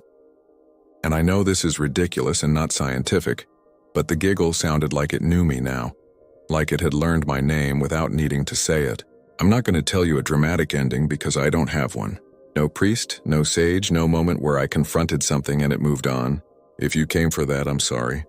This is just my account of the small things that made sleep feel like an experiment, and the way a city with old stones can spill over into your ordinary apartment if you let it, or even if you don't. The knocks have spaced out. Some nights there's nothing. Some nights I get 3 sets and then silence. Sometimes I wake up with the sensation that my blanket has been tugged a little lower down my leg. An inch. Nothing more. I pull it back up and tell myself it slipped. I do one thing now that I didn't do before. When I get home after dark, I don't say anything at the door. I used to greet my apartment in a joking way. Home, sweet home, or it's me again. Now I turn the key and go straight in and let the quiet sit. I set a glass of water by the door. I place my shoes side by side, toes touching the mat, like a kid would line up toys after being told to tidy. Some mornings, the shoes are a little more apart than I left them, like someone with small feet stood between them for a minute and considered coming further. I'm posting this because last night I woke to the sound of knocking again, the same gentle 3 and then a new sound, paper sliding against wood. I got up and went to the door and found my welcome mat pulled back and tucked under itself, like a child had tried to crawl under and couldn't quite fit.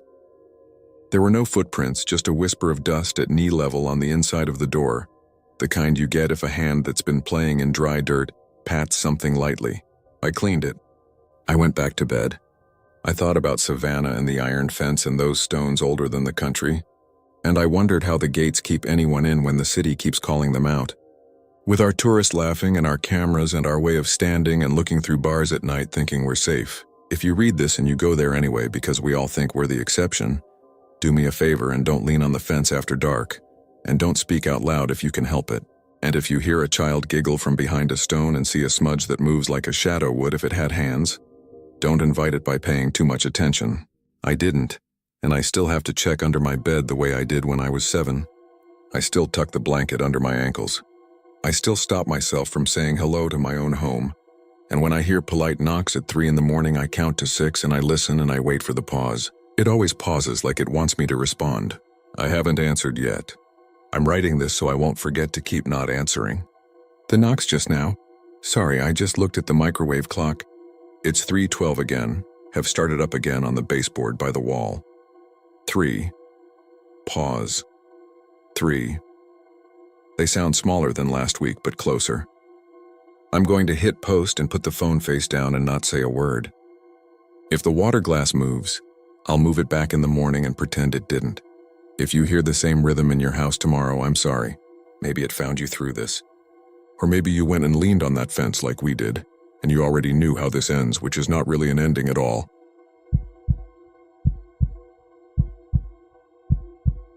I never thought I'd share this, but the story won't leave me alone, and I'm tired of pretending it didn't happen. I know how this kind of thing sounds online. Clickbait titles, shaky phone footage, the usual chorus of pics or it didn't happen. I get it. I used to be one of those people, but what I'm going to write down happened to me 2 winters ago, near Midlothian, Illinois, in a place plenty of locals already avoid, Bachelor's Grove. If you know the name, you already know the reputation. Between the old legends and the newer ones, it's basically a destination for teens who want a dare, and adults who want to feel like teens for a night. I fell somewhere in the middle. I was 28, working early shifts at a repair shop off Cicero, and I'd heard enough stories from customers and coworkers to roll my eyes every time someone brought it up. Then my sister Lena moved back from school in Champaign, and she got close with this guy named Ezra, who worked at the radio station out by Oak Forest. Ezra was tall and polite, and always had a thermal mug in his hand even when it was hot outside. He collected cassette recorders because, according to him, they picked up voice frequencies more honestly than digital. He'd nod and smile when you told him that sounded like nonsense. The 3 of us hung out a lot that fall doing cheap things: thrift stores, late-night diners, hikes along frozen creeks where the geese made that hollow barking sound. When the first snow stuck for real, Ezra said we should go to Bachelor's Grove and test his new field kit, which was a fancy way of saying 2 cassette recorders, a cheap EMF meter, and a heavy flashlight rubber banded to a tripod. I told him I'd rather watch a movie. He told me real movies happen when you leave the house. Lena gave him that look she gets when she's trying to push me out of my rut. I finally gave in, but I made a big show of grabbing my thickest coat and an extra beanie and lecturing them about how I didn't want to get a ticket for trespassing. Ezra said it wasn't like we were hopping a mansion fence. We'll be quick, he promised. In, out, we capture some quiet, and if we hear anything we don't like, we go. It was late January late when the sky is the color of dishwater and every sound is covered in a layer of frost. My car has a bad rear defroster, so Lena sat in the back scraping the fog with a library card while Ezra read directions from a folded paper map he kept in his coat. The access trail to the cemetery was unplowed, a narrow throat of darkness off 143rd Street, and when we pulled over on the shoulder we could hear the low hum of the power lines. The air smelled like exhaust and wet wood. It's a small cemetery. You see a lot of photos and think it's sprawling, but the fenced part isn't big. What's bigger is the woods beyond, Cook County Forest Preserve land, spindly trees that seem to tilt without ever falling, and that beaver pond with the water scummed over in winter, black and slick like the underside of a lid. The first odd thing felt normal. The temperature dropped hard as we stepped off the road, and you could smell that iron smell you get near water. Our boots squeaked in the crusted snow. Ezra was already narrating into one of his recorders, announcing the date and time and GPS coordinates, even though his GPS had died, even though he'd chosen cassette because of the warmth of it. Lena rolled her eyes at me, but she was smiling in that excited way like she always does when there's the chance of finding something we can tell later. I kept my flashlight down on the path out of courtesy for drivers, because I know from working near the railroad that sudden light in the wrong place can make people overcorrect. And I didn't want to be the headline that night. From the road we cut into the trail, which is dirty in summer but clean in winter, and the soundscape changed. No tire hiss, no distant music, just the buzzing of frozen weeds rubbing together when the wind blew. The cemetery fence appeared little by little. The padlock on the chain was newish, but the fence sagged in a way that invited you to duck under. We stood there for a minute, not out of respect, but because once the fence was in front of us, the decision became real. It wasn't a dare anymore. We could see the split gravestones and the way the snow pooled in the depressions, and the way the trees leaned toward the clearing like they were happy it was empty. Ezra said we should set the tripod in the middle so we could rotate between headstones. He had this specific way of avoiding walking over graves, stepping wide and slow. I appreciated that. Lena ran her glove over a stone and read a name that had been eaten by lichen and time. She asked who mowed the place. I said probably the county, and we all looked around for signs of maintenance.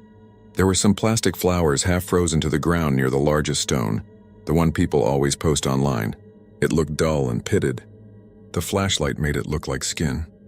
We started the first recording session with the usual nonsense questions you'd ask in a place like that, even if you don't believe. Is anybody here? And can you tell us your name? Ezra kept his voice mellow, like he was interviewing a late-night caller who might hang up if he sounded impatient. After a few minutes, the EMF meter clicked up one light and then settled down. I told him it was the power lines. He nodded like he agreed, but I could tell from the way he stared out past the fence that he was listening for something else. You probably know the urban legends about the phantom farmhouse that appears out there, pale and out of place like someone set a model house down in the woods and forgot to pick it back up. You probably know about the white lady photo too, the one where she's sitting on a cracked gravestone in a dress that falls like smoke. I grew up with those stories on the internet and in whispers, so to me they had the same weight as any ghost photo. Basically zero. Still, after the first 15 minutes of listening to nothing but the crackle of our coats and the occasional creak of ice, I started to feel the way you feel when you're in a friend's basement and the lights are off, and someone starts talking about how you can't see the bottom of the stairs. Your body knows it's dumb, but your brain decides to try a little fear on just to see if it fits. Lena squeezed my elbow once like she could feel me tightening. She climbed up on the biggest gravestone to get a view above the brush. It's weirdly bright, she said, for how little light there is. I got what she meant. The snow diffused everything, so there were no sharp shadows, but the darkness between the trees didn't end. It stacked in layers, soft but bottomless. We did a second session near the back where the fence almost kisses the forest. Ezra placed one recorder on the ground and kept the other up by his chest. We stood in a wide triangle and faced outward. He asked if anyone knew the name of the pond, and for a while it was quiet. And then I heard something like a sigh from the direction of the woods. Not a person, not a deer. It had that strange roundness, like the air itself exhaling. It's easy to explain away. Wind moves around snow and frozen cattails and makes pockets. But it went on too long, and it had a pattern to it. Faint but there, almost like a breath that had been living on the edge of the clearing, and decided to come closer in a way you wouldn't notice until it was already next to your ear. I'm making it sound dramatic. In the moment, it was small enough to doubt. I told myself I wanted coffee. Ezra said, "Did you catch that?" Without looking at us. We all stood still and didn't talk for a minute. The way you go quiet when a neighbor drops something in the apartment above you and you're waiting to hear if they swear or laugh. We moved to the fence line. There's a particular spot people mention online, a gap where the fence sags and you can see deeper into the brush. It's really nothing during the day, just a view over elbow-high tangles and a crooked line of trees. But that night I saw a light somewhere beyond the dark. Not a flashlight, not a plane, and not a house I recognized. It was a flat rectangle of pale yellow, wrong for the forest. Like a door was open in a building hidden by the trees. Ezra was the first to say it. "Don't freak out. I think I see the farmhouse." I laughed, a short bark I couldn't control. It felt like we were admitting something we had all agreed not to admit. Lena went on her toes and then grabbed the sag in the fence to steady herself. The rectangle expanded and then shrank, the way lights do when you move your head slightly. I lifted my hand to shade my eyes from our flashlight and realized the tripod beam was pointed too low to make the glow. The thing out there felt separate, like it was generating its own muted air. I told myself it was a reflection from the road, but we weren't facing the road. "Let's not go out there," I said, a little too fast, and I was grateful that it came out funny instead of afraid. Ezra tilted his head, listening with his whole body. I could see it in the set of his shoulders. "We won't," he said. "We'll stay by the fence, but I want to point the mic that way." He stepped closer to the sag and lifted the recorder, and the second odd thing happened. A smell came into the clearing, slow and thin. Old wood and wet plaster. It made me think of the inside of abandoned houses in summer when everything sweats. It didn't belong to winter, and it didn't belong to a frozen forest. Ezra whispered, "Do you smell that?" And we both nodded, even though I didn't want to. The rectangular light flickered like firelight through a window, except no fire is that steady. It was that steady like bad fluorescent lights, except warm like a filament bulb. I told myself we were staring into someone's backyard and we just couldn't see the rest because our eyes were ruined by the flashlight. I told myself there was a shed out there with the door open. I told myself a lot. Then we heard something scrape. It wasn't loud. It was that small kind of scraping, like a chair leg moving a few inches over a gridded floor. It sounded close, but the snow was undisturbed except for our boot prints. Ezra's EMF meter ticked up one light. I stepped back automatically and bumped a gravestone, and the cold soaked through my jeans instantly where my calf brushed it. I apologized under my breath to whatever name was worn away there. When I stood up straight again, Lena had her phone pointed out beyond the fence. I didn't even see her take it out of her pocket. That wasn't like her. She usually keeps it buried and lectures other people to pay attention. The screen cast a small blue shape across her face. "It doesn't show up," she said, her voice small. "I'm trying to lock exposure. It's just black." She sounded disappointed more than anything. We started to get the sense of edges. That was the worst part. The glow wasn't just floating. It had a relationship to the dark. That's how I knew my eyes weren't playing tricks. The light hugged a plane, and the plane had a corner. And behind that corner, the dark was thicker. And beyond that, a line of something that might have been a roof. Ezra breathed out slowly through his nose, and the sound fogged his scarf. "I want to try one thing," he said.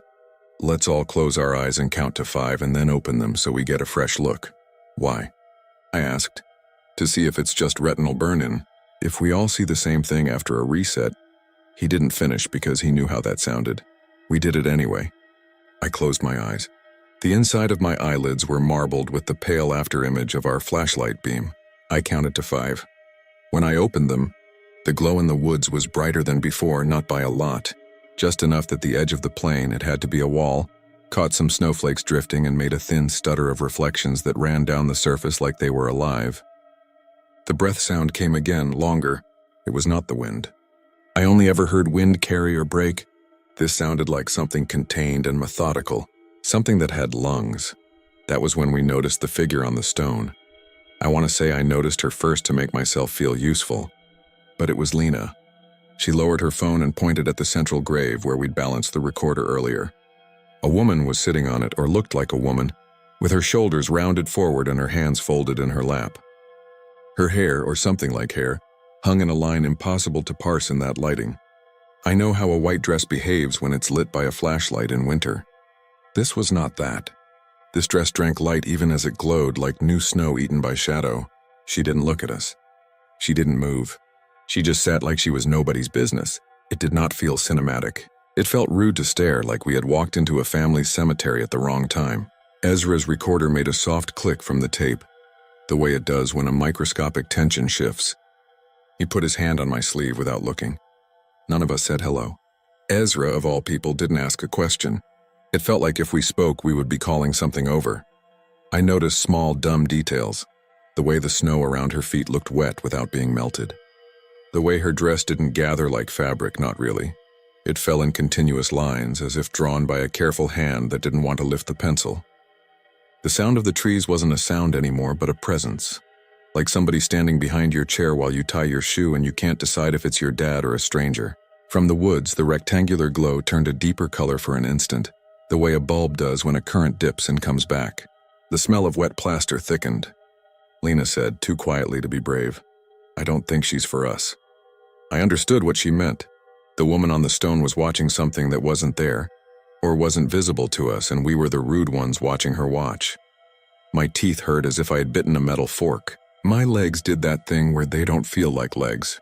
I think that's the moment your body tries to choose between running and fainting, and it picks neither. Ezra finally whispered, "We should leave now," and we all nodded so fast it might have looked funny if anyone had been there to see.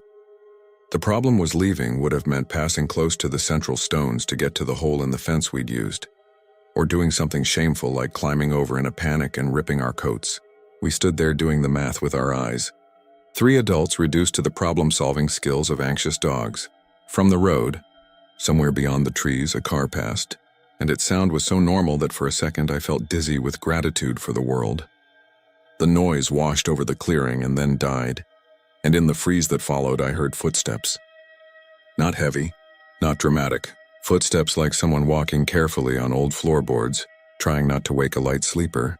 They didn't come from the snow and they didn't come from behind us. They came from the direction of the glow, and they had that hollow character that makes wood sound like a drum if you tap it with your knuckle. I glanced at the white figure and it hadn't moved. It didn't react to the steps. The steps paused like someone looking over a railing, and then resumed, and the glow grew a fraction brighter. And I remembered something stupid. A story one of my coworkers told about how the farmhouse sometimes showed up, and if you looked through the window, you'd see rooms that weren't in the right order. A staircase that went nowhere. He'd told it to get a rise out of me when I had a wrench in my hand. I'd said that house didn't exist. Now the smell of wet plaster swooped and my nostrils flared on their own. We backed toward the opposite corner of the fence and found another low spot. We didn't speak. We didn't run. If we ran, we would hear pursuit, and I didn't want to learn what pursuit sounded like from that direction. As we ducked, the EMF meter ticked up another light, and then all the lights died. Not just on the meter, but on the flashlight, which is the kind of cliché I hate. But it didn't go dramatic dark. It just muted by maybe 30%. A dimmer switch to bring the trees closer without taking them away. The woman on the stone, if she was a woman, softened at the edges like someone was exhaling while drawing her. Ezra whispered, "Don't look back," in the most careful voice I've ever heard him use, as if he was talking to a fragile kid on a high ledge. We went through the sag and into the woods along the trail, the one that everyone calls the trail, but which is really just a seam where fewer bushes have chosen to grow. I took the lead out of habit. I know trails, I know how not to twist my ankle on roots, but my feet didn't feel mine. The breath sound accompanied us, slow and patient, not behind, not ahead, but threading through the bare branches in exact rhythm with how I would have breathed if I were trying to match someone else, so they wouldn't know I was copying. We didn't get far before the light changed again. It didn't get brighter or darker. It changed temperature, a word I used to make fun of photographers for using. It got warmer, but not in the comforting way.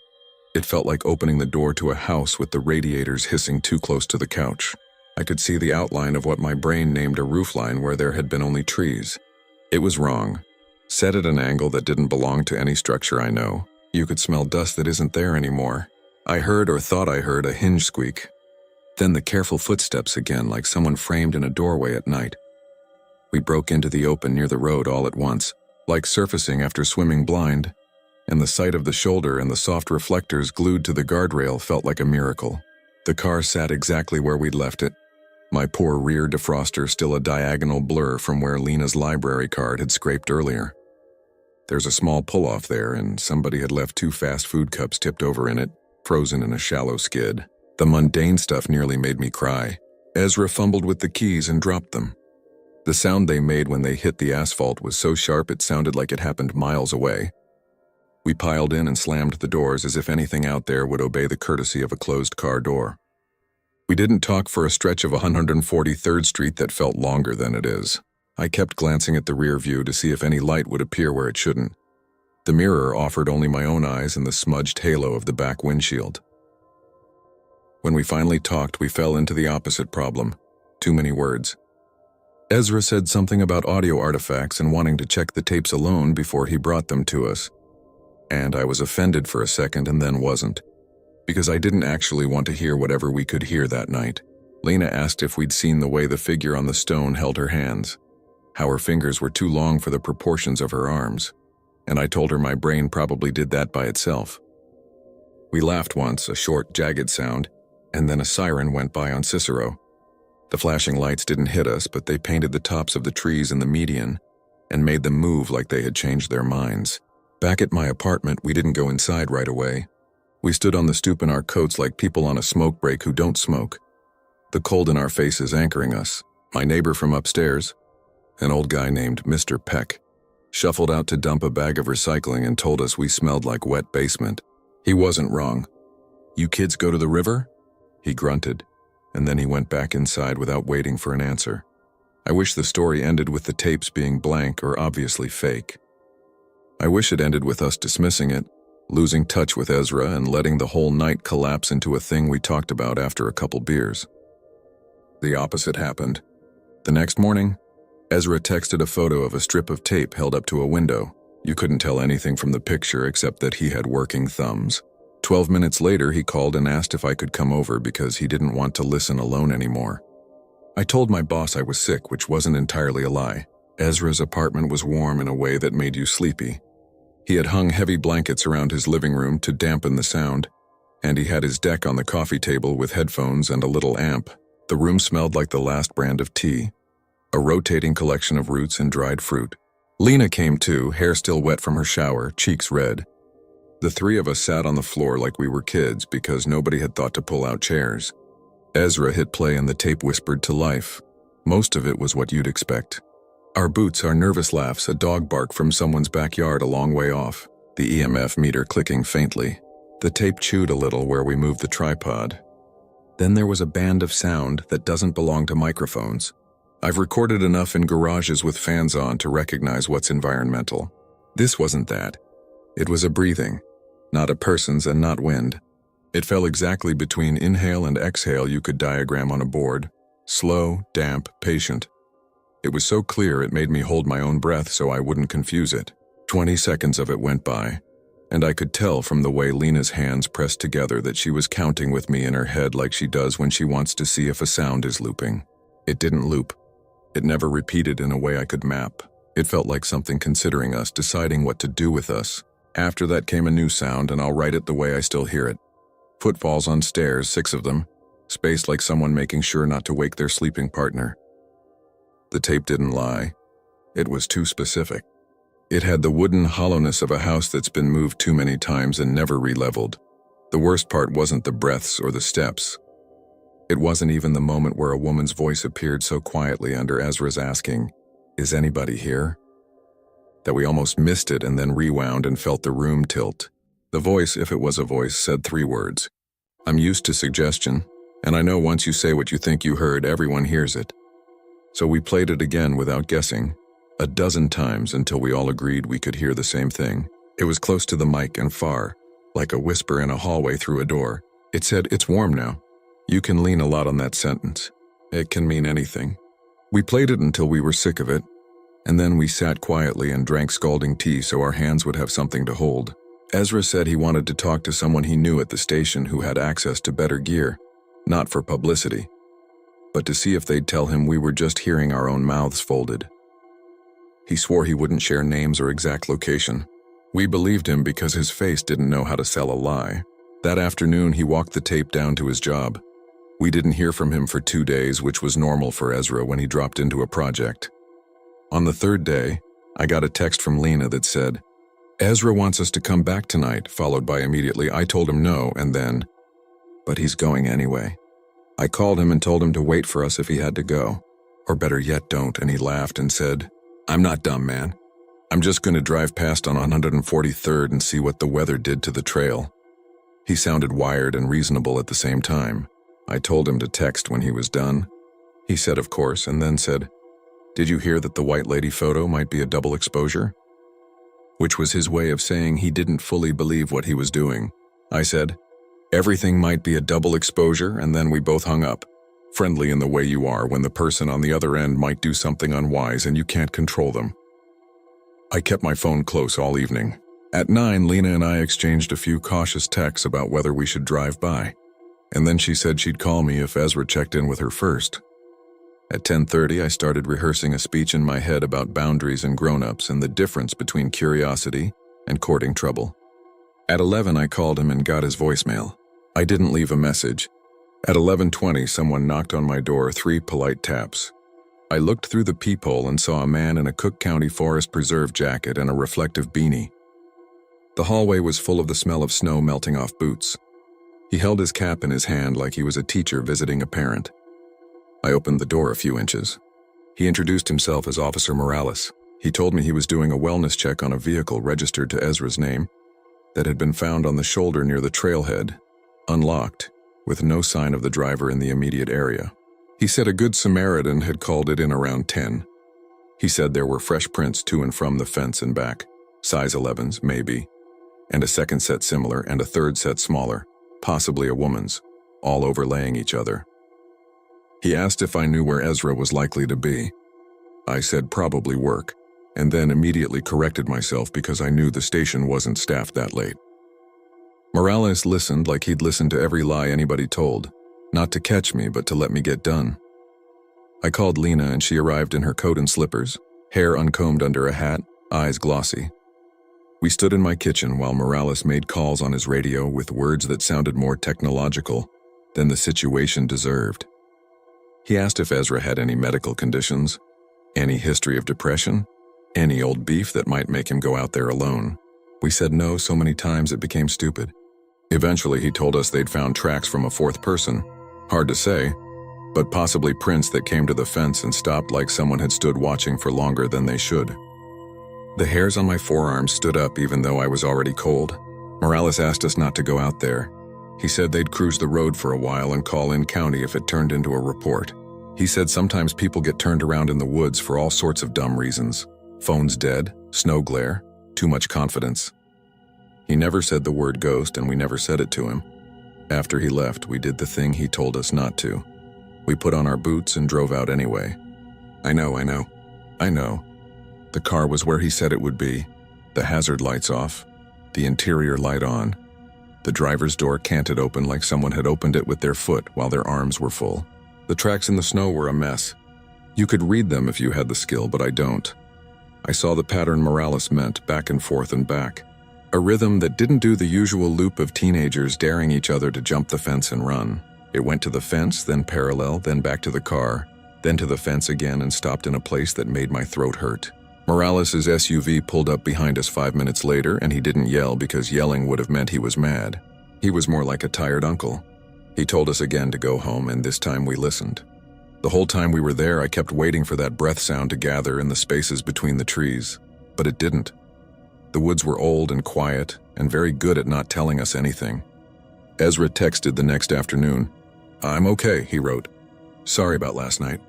I felt weird and drove around for a while." He added a second message that said, "I think I left the recorder by the big stone." I called immediately. He picked up and sounded like he'd been up all night, but he didn't sound scared. He sounded embarrassed, like a kid caught skipping a class he loved. He said he'd call Morales and I told him he should and he said he would, and he probably did because we didn't hear from the officer again. In the weeks after, Ezra didn't ask us to go back. He returned to his habit of carrying tea and talking about bass frequency responses like they were living things that needed coaxing. We asked him about the tape once and he said he'd misfiled it. He smiled when he said it, but the smile was a thing he put on his face on purpose and his eyes didn't agree. Lena and I resolved to leave it alone. I still live off Cicero. When I drive to work on mornings when the fog hovers above the salt gray piles of snow, I sometimes detour past the trailhead without admitting that's what I'm doing. I slow down. I tell myself I'm checking for deer. The fence is almost always empty. The woods look like any woods. It's been 2 winters and sometimes I think I manufactured the whole thing because it dovetails so neatly with the stories other people have told, and my brain is a lazy plagiarist. Then something small will happen, like last week when the heat in my apartment clanged and I smelled wet plaster for 1 second with no source. And I will want to open a window to change the air and I won't, because I'm afraid the air on the other side will be warmer in a way it shouldn't be. Every now and then I run into Officer Morales at the grocery store. He buys grapefruit and instant rice and always nods to me first like he's telling me he remembers my name even if he never says it. Once he asked if my friend was doing better. I said yes and he said good, and neither of us clarified which friend. Ezra left the station for a new job in Milwaukee last month. He sent a photo of an empty living room with moving boxes and a joke about how his tea kettle looked lonely without couches. He didn't mention the tape and we didn't ask. Lena teases me that we're all fine now. That the night was a weird blip in a winter stuffed with weird blips. That life goes on and the woods don't care. I agree a lot. I agree like it's my job. I tell myself the woman on the stone was a trick of focus, that the farmhouse was a reflection, and that the breathing was wind curving around the pond and back through the trees with the regularity of a human chest. I keep my flashlight new and my car doors locked, and I don't like the smell of old houses anymore. I avoid them because when I do step inside, when I push into a stairwell that has sucked up every coat smell from the last 40 years, there is a moment before the warmth hits my face where I hear a soft shift in the wood and the thick, patient rhythm of someone inhaling. And I think stupidly that it's welcoming me. When I pull the door shut behind me, I swear I feel another door closing somewhere I can't see, and I stand still a second longer than necessary, listening, waiting for the footsteps that may or may not be following me down a hallway, that may or may not exist in a house that may or may not be there at all, and sometimes for no reason I can name. In rooms I've known my whole life, I find my hands folded in my lap, patient as if I'm waiting for someone else to return from the stairs with news about how warm it is now. And it takes a beat before I remember to uncurl my fingers and move.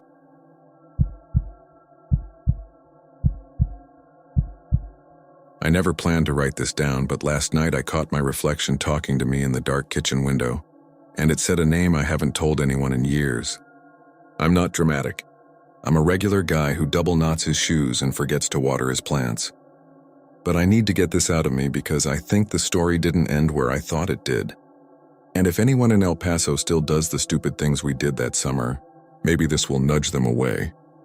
Back then I lived off Montana Avenue, an upstairs one-bedroom in a stucco fourplex with an iron staircase that clanged like a railroad when you took it too fast. I stocked shelves nights at a grocery store near Airway and worked part-time at my cousin's auto shop on weekends. The kind of schedule where your body's never sure if it's morning or night. My cousin Marco is the sort who can make a carburetor sound like a joke you should have heard already. He's easy to be around and bad at saying no. That last part is how all this started. We'd both grown up hearing about Concordia Cemetery. If you live here, you know it without trying to know it. School trips, ghost tours, weird cousins from out of town who want to look at the Old West. The cemetery sits on that chunk of desert where the wind carries grit into your socks. The iron fence out front is done up with little points on top. And there's this stretch of road where the streetlights don't quite make up their mind to glow. It looks ordinary during the day. After sunset, it looks like a place that learned to hold its breath. My friend Tasha is the third person you need to understand. She worked nights with me at the store, scanning cans and humming old sparkly pop songs under her breath. She was saving up for a certification exam to get out of retail. If you've ever met someone who treats each person like a story and not a transaction, that was Tasha. She could make a man buying cat litter tell his divorce timeline without realizing it. People loved telling her things. That matters later. The week it started, it rained. Not much. Just that sticky stovetop sizzle of rain that hits El Paso a few times a year and makes the asphalt shine like a fresh bruise. The clouds blew east by 9, but the smell stayed the way it does. Wet dust and tar and weeds that pretend they're grass. I remember because I kept working the bottles aisle, and every time the automatic doors opened, that smell pulled at my attention. Something in me got quiet, like when someone says your name in a room you thought you were in alone. Around 10, Tasha started telling me about a ghost tour her neighbor had tried to sell her on. They go to Concordia at midnight, she said, like she was listing an item she wouldn't buy but wanted to talk about. The guy dresses like an old-timey undertaker. They stand by the iron fence and call for this midnight rider like he's a stray cat. Sure, I said. And he checks the schedule before haunting people. Union regulations. She smiled, but her face stayed thoughtful. My neighbor swears she heard hooves. Not like a recording. You know how metal sounds when it vibrates? She said it made the fence sing, like someone dragging a tuning fork across it. And the guy whispered to her, but nobody else heard it. She said he said, "Get out before I take you too." Fun, I said, but I didn't like that phrase. It felt written for a movie that spent too much on makeup, but it sat heavy in my ears. Marco was supposed to pick me up after my shift to grab late-night tacos, and when he got there, he had that look he gets before he suggests a bad idea. "I got us a side job," he said, thumb tapping the steering wheel at every red light. "Salazar's widow asked me to look at the caretaker shed out at Concordia. Says the door keeps swinging open. Figures it's the wind but wants to be sure. She offered cash. Tonight? She said midnight is when it happens." I laughed because of course it was. "Salazar, like the groundskeeper guy? The one with the hat?" "The same. He died last year. Left the cemetery caretaking to his nephew, but the kid's never around. I told her we'd just check the hinges. Tasha had a late lunch break that turned into a please I need air 15-minute exit, so I texted her from the passenger seat, "Want tacos?" "Midnight errand near Concordia." She replied with a horse emoji and a thumbs down, then 3 dots for a while. "Then I'm coming. Don't start without me. I owe you for covering register last week." We met her by the all-night laundromat on Piedras. She brought hot chocolate in a thermos, the kind with a lid that never quite seals. She climbed into the back seat and immediately began venting about a customer who'd tried to pay with 31 pennies and a Canadian dime. Marco got us onto the border highway, that flat run where the Rio Grande is a slash of darker dark. Out the windows, the city lights were a low, scattered glow, like campfire coals trying to remember heat. When we parked by the cemetery, the night did that thing it sometimes does in the desert. It looks empty, but the minute you get out of the car, there's a hiss of wind with tiny teeth. Dry grass scratched against the curb. A dog barked once from a long way off and then didn't again. A train horn bled loneliness across everything. A white sedan idled near the entrance, a bored security guard flipping through his phone. He nodded when he saw us, but didn't call us over. He had that "I don't get paid for this" expression. "Shut the gate behind you if you go in," he called, not entirely looking at us. "Kids keep slipping in. I don't want to chase footprints all night." "We're not going in," Marco said. "We're just checking the caretaker's shed."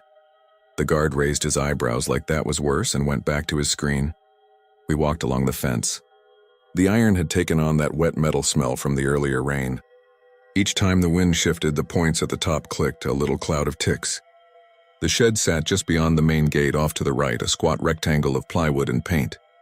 Its door faced east toward a patch of graves with the older markers, the ones that lean and widen at the bottom like they were poured from the same sad mold. The padlock hung open. The door was ajar. It tapped the frame in a slow, patient rhythm. Marco looked genuinely surprised about the padlock. "Huh," he said and pushed the door. It swung easily, 2 or 3 degrees farther than it had on its own, and the hinge answered with a low groan that felt too personal, like a person waking up and deciding not to speak. Inside smelled like oil, dusty blankets, and that clean mineral scent of old concrete. There's always a little dampness in these kinds of sheds, even here. A single bulb hung from a frayed cord. It worked.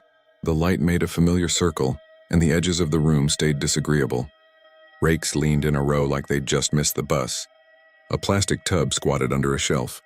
Marco knelt by the hinge. Tasha stood covering the thermos with her hand so it wouldn't drip on the floor. "I can tighten these," Marco said, rooting in his backpack for a screwdriver. "The latch looks fine. Probably people tugging on it." We forgot the time until the guard's engine cut off and his door creaked open. His footsteps on the gravel were careful, like he was stepping on words he wasn't supposed to read. "Y'all good?" he asked from the doorway. Close up, he looked barely 20, the kind of boy who wore his hat to hide how young his face still was. "Almost done," Marco said. The guard rubbed his arm absent-mindedly, leaving tracks in the road dust on his sleeve. "You hear it sometimes," he said to no one. "People call us for it. I don't know. I tell them it's the trains. Tracks are a couple streets over." I wanted to say something to make the moment normal, but my mouth held onto silence like it belonged to it. Tasha, of course, was the one who spoke easy. "You ever hear the horse?" she asked, teasing herself for saying it. "Like hooves?" The guard's eyes flicked to the fence the way you look at a stove to check if it's still on. "Sometimes at midnight," he said. "Sound carries weird in here. Sheriff says it's kids. I don't see the kids." "I hear the thing anyway. How do you hear something and not see it?" Marco asked, squirrels already in his hands as he finished tightening the hinge. The guard shrugged. "You ever know you're being watched and then try to prove it to yourself and feel stupid? It's like that, but the opposite. You hear it and you know there's nothing there and you feel stupid for wanting to gawk." He stepped back and looked at the shed door. "Don't be here long," he added softer. "If you hear it, don't stand near the fence." Folks forget that part. We weren't planning on standing near any fence, but people are predictable when someone says don't. The shed door now latched with a more decisive click. Marco tested it twice because that's who he is. We walked out into the open and stood on the paved path where the wind has nothing to snag on, so it moves like a smooth river. "Look," Tasha said, "we're not idiots. We made it to adulthood. We can wait by the fence for like 60 seconds and then go eat tacos like God intended." Marco checked his phone. It's 11:57, he said. Fine. 60 seconds and then you're buying salsa. The fence in front of Concordia is 2 runs of iron bars with a little gap between, thick enough for a hand or a bat to get stuck if you aren't careful.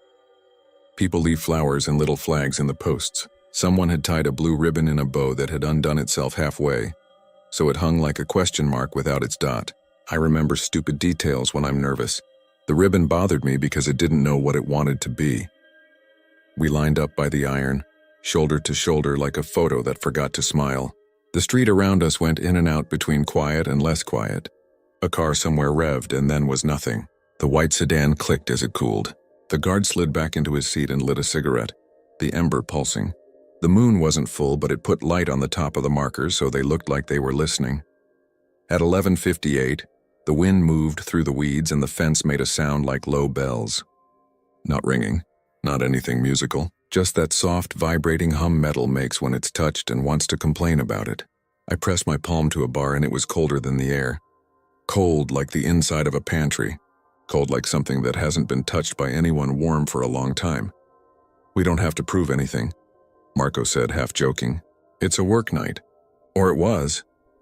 Tasha laughed, but the laugh died fast like a candle you try to blow out and it goes out more eagerly than it ought to. Just another minute, she said. We didn't talk after that. You don't talk when you're listening for words you don't believe in. The thing different about midnight noise here was the way it approached. You could feel it before you heard it, like someone lightly tapping the back of your skull with a spoon. The fence shivered, a vibration that came through the bars and into my hand and up my arm. You tell yourself it's wind because wind is generous like that. It'll take credit for anything. But the wind had a different tempo than that night. The tempo we felt wasn't weather. It had a repetition of patience.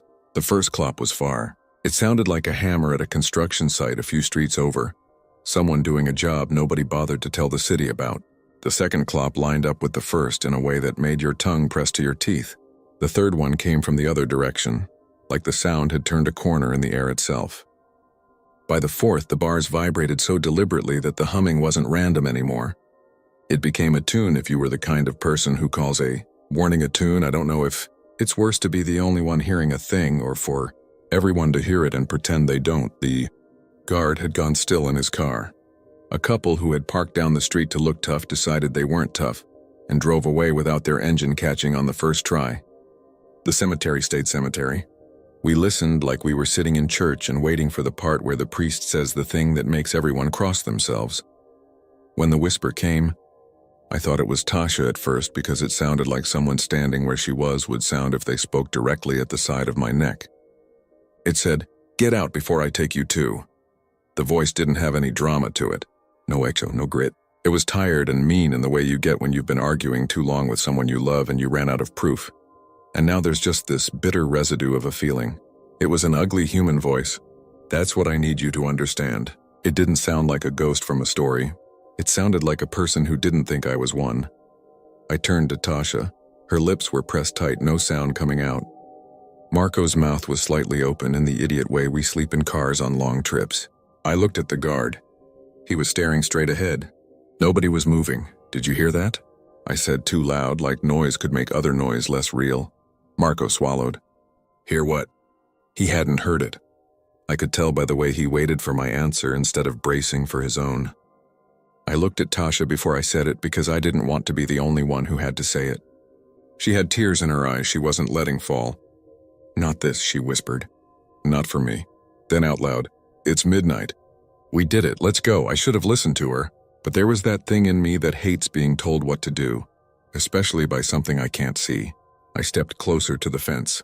When I did, the bars got colder under my palm, like I was touching the inside of a fridge that hadn't been opened in a while.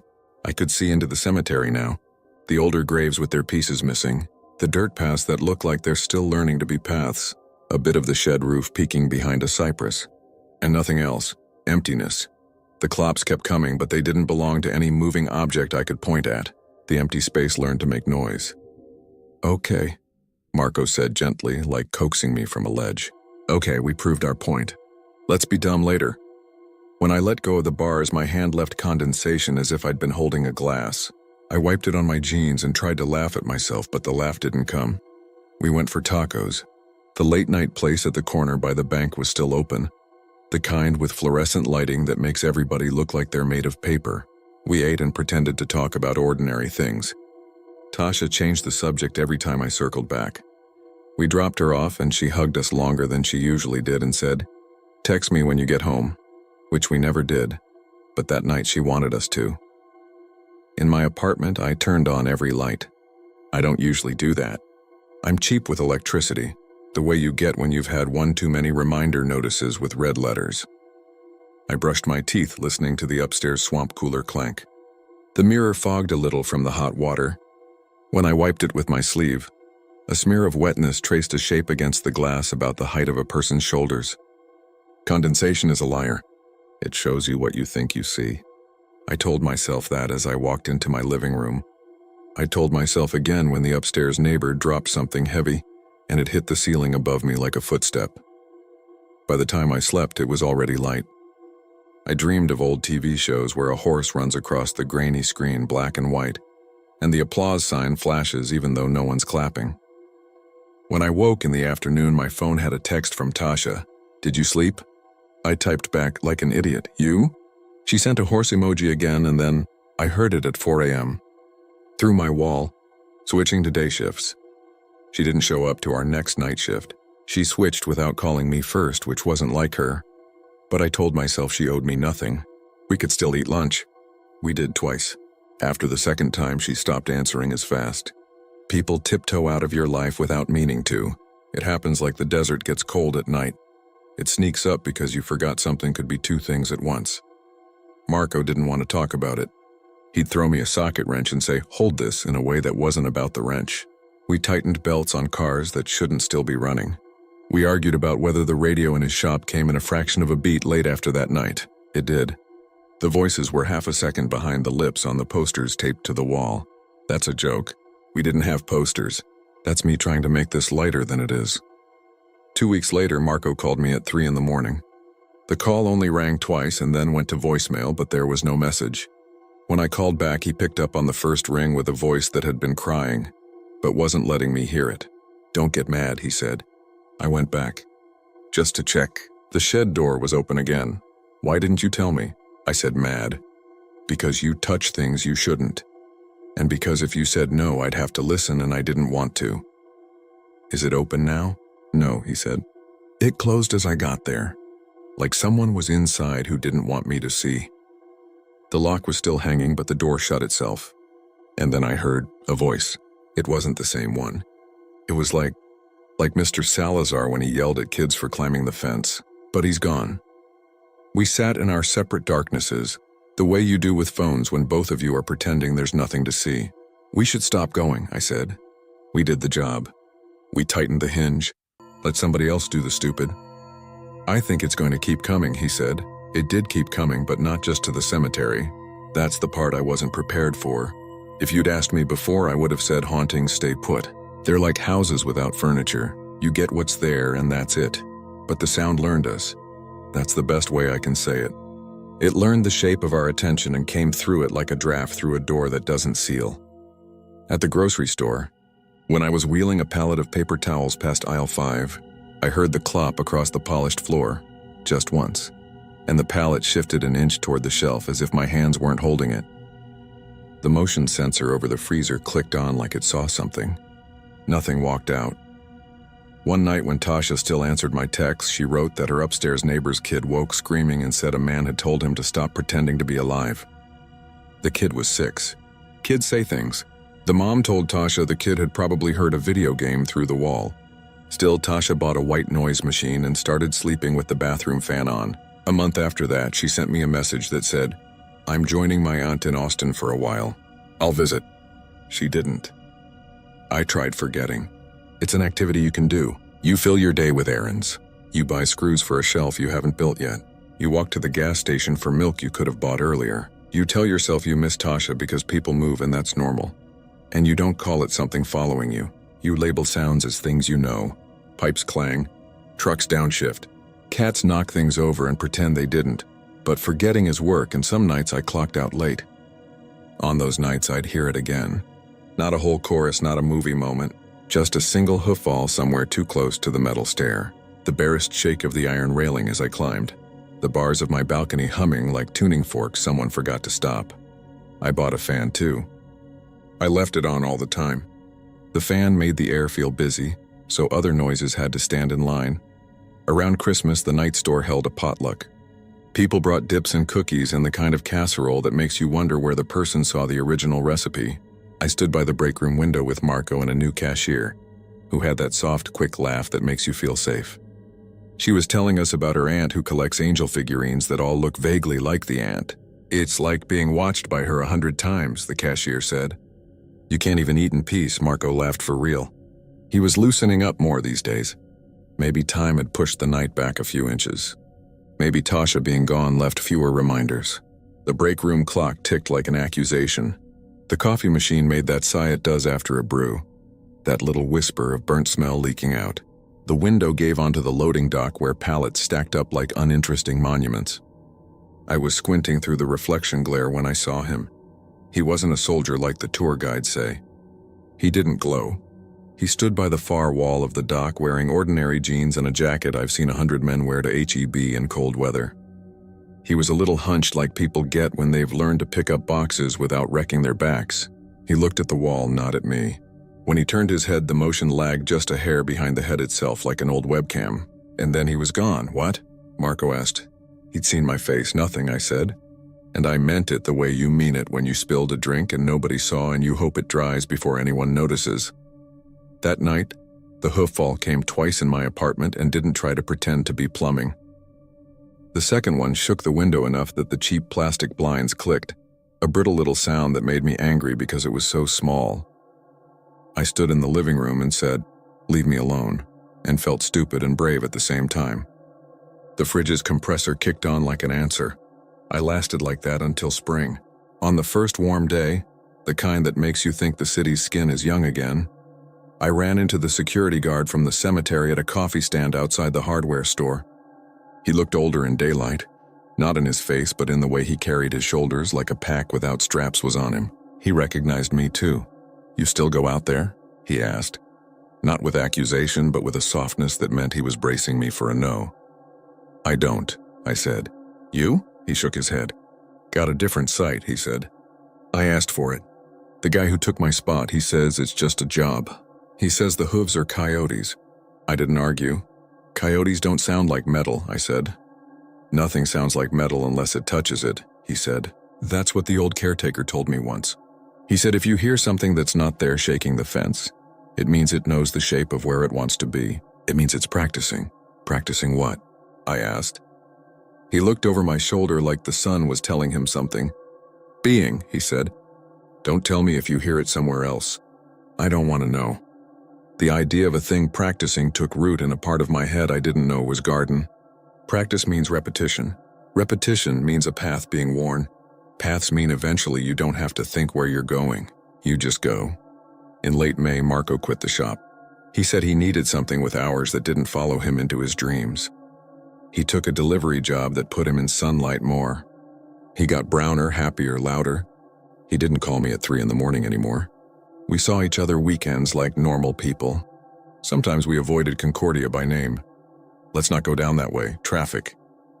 I went past Concordia just once that summer, on my way to pick up a part they only had at a store on the far side. It was noon. The sun wore everything down to its honest outline. The iron fence looked ordinary asleep. A group of tourists stood by the gate listening to a man in a hat talk with his hands. They smiled and pointed at a brochure. There was no hum, no voice. The rider, if we're calling it that, was at lunch or on someone else's route. I kept my windows up and let the AC work too hard. I checked my rearview mirror more than I needed to. The next night, I remember because I'd just gotten to sleep and the world still had that thin, early sleep sheen. The fan in my bedroom clicked off. Power blinked. The apartment went silent in that way that is louder than noise. I sat up. In the window, my reflection hovered over the apartment complex's dark. Streetlights were out too. The stairwell had no emergency light. I could see my own eyes, small and unsure. The glass reflected the room behind me like a ghost of a ghost. And the reflection spoke. It wasn't my voice. It was the tired, mean voice from the fence using my mouth and not needing it. but it didn't say the same words. It said Marco and then it said Tasha. Not a warning, not a threat, just the names as if reading the attendance sheet. I didn't move. The power came back. The fan whirred. The reflection returned to being an honest liar.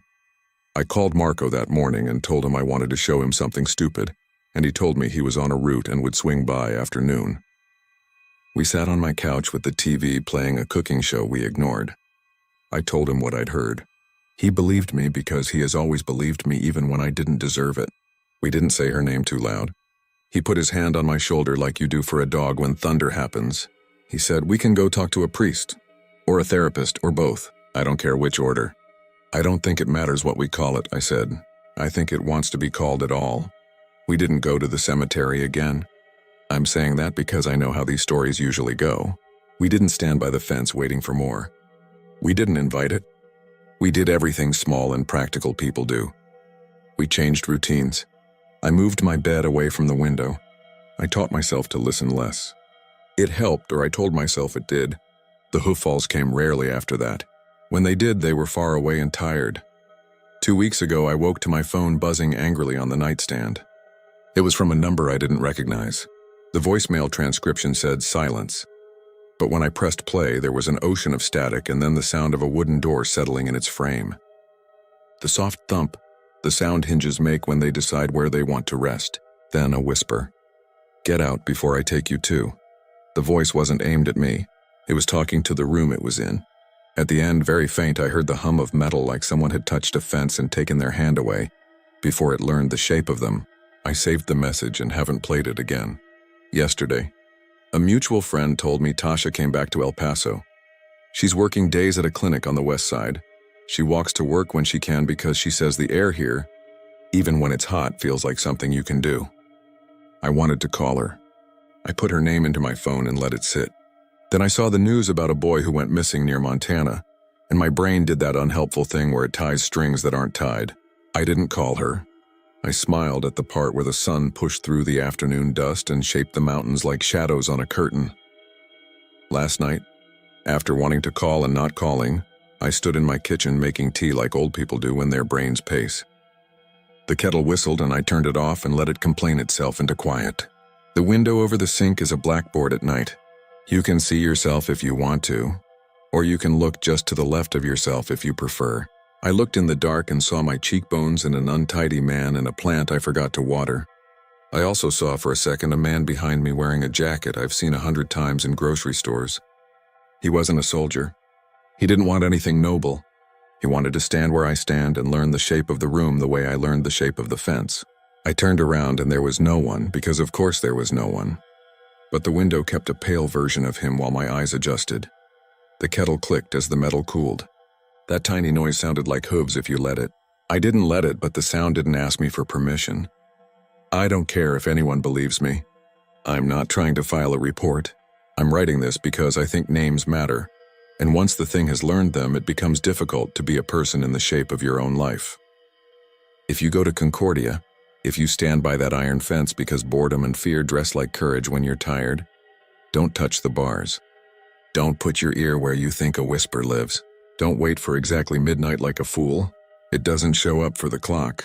It shows up for the attention. Maybe it's only the cemetery. Maybe it's stuck there like stories are. Maybe the guy in the window was just me, doubling. Maybe Tasha will text me tomorrow and tell me she dreamed horses and then laugh and ask when I'm free for lunch. Maybe Marco will say it's all coyotes and tired breakfast and show up anyway and borrow a wrench. Or maybe the next time the power takes a breath in the middle of the night, the thing that used to be a rider and isn't anymore will practice again in my kitchen. Maybe it will say a new name to see how it fits. Maybe it will say yours. I'm not trying to scare you. I'm trying to tell you to get out before it takes you too. But I don't know which direction is out. And that's the part that keeps me up when the fan clicks and the window turns into a mirror, and the fence hum starts very low, like a voice I'm supposed to recognize, reminding me there are places where the world is thin and it is learning us patiently, one small sound at a time.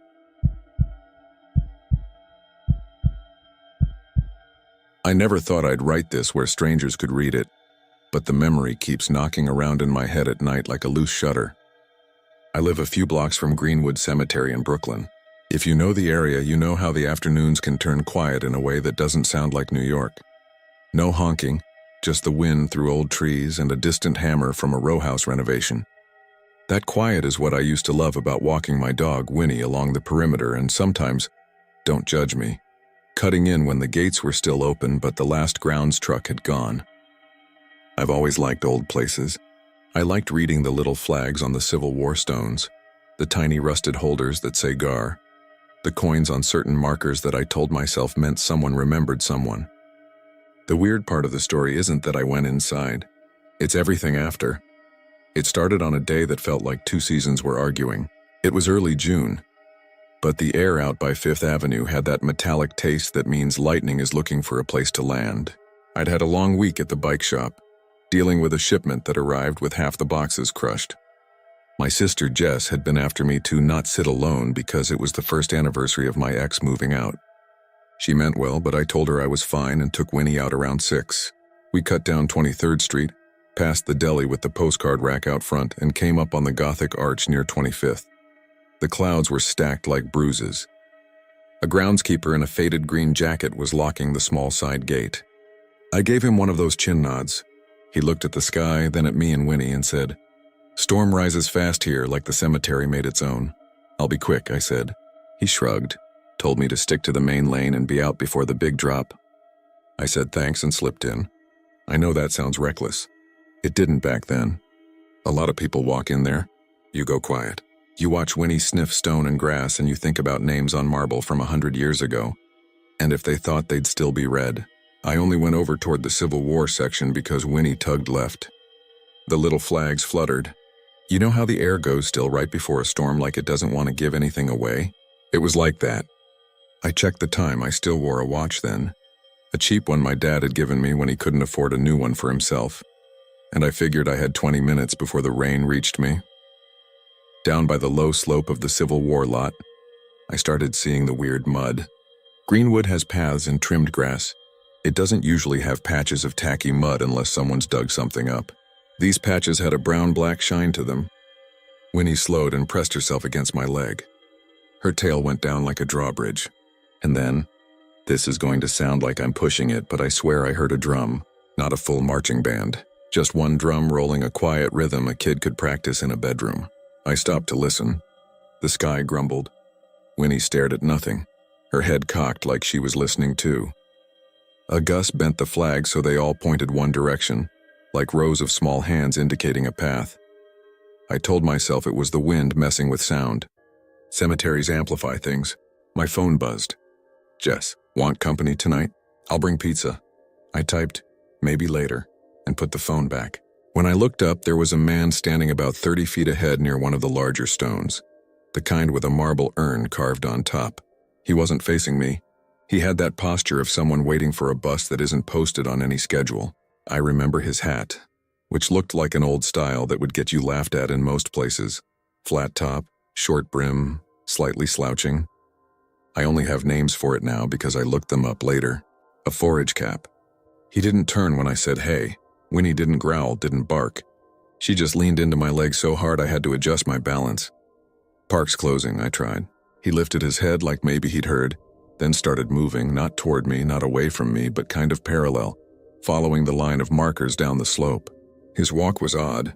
I want to be careful here because my brain was primed to see things. It was raining maybe 2 miles away. You could smell the wet.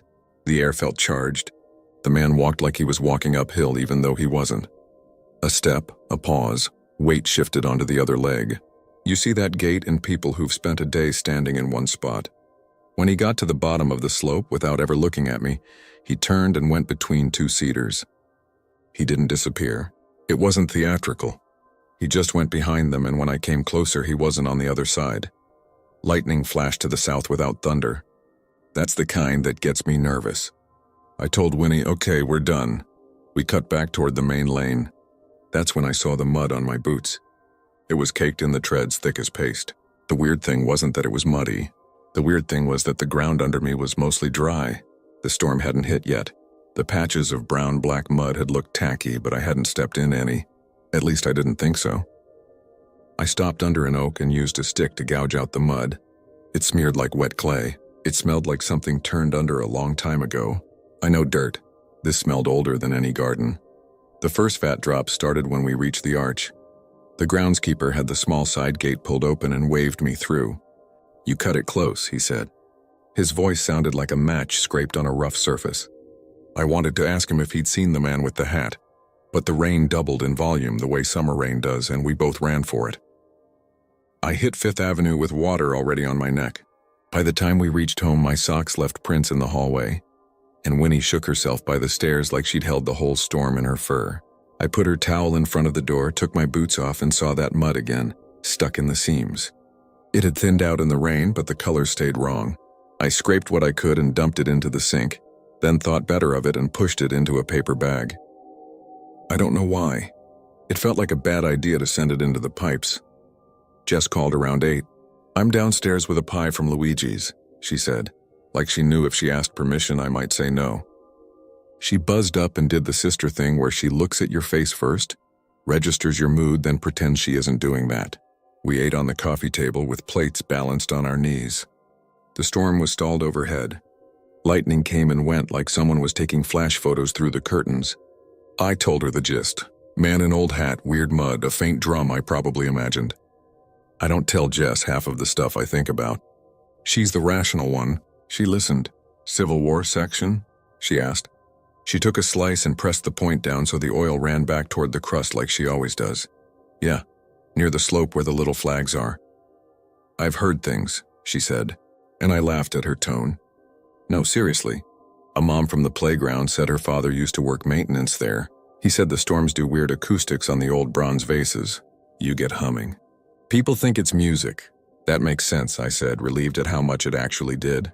I told her about the mud. She wrinkled her nose. "Don't keep that," she said. "You're ridiculous about souvenirs." "I'm not keeping it," I said, gesturing at the paper bag. "It's going out with the trash." We watched a thunderhead break and reform on the horizon. She told me about a fight with her landlord, about my niece's obsession with horse stickers, about someone in her building who vacuumed at 2 a.m. I almost forgot the cemetery.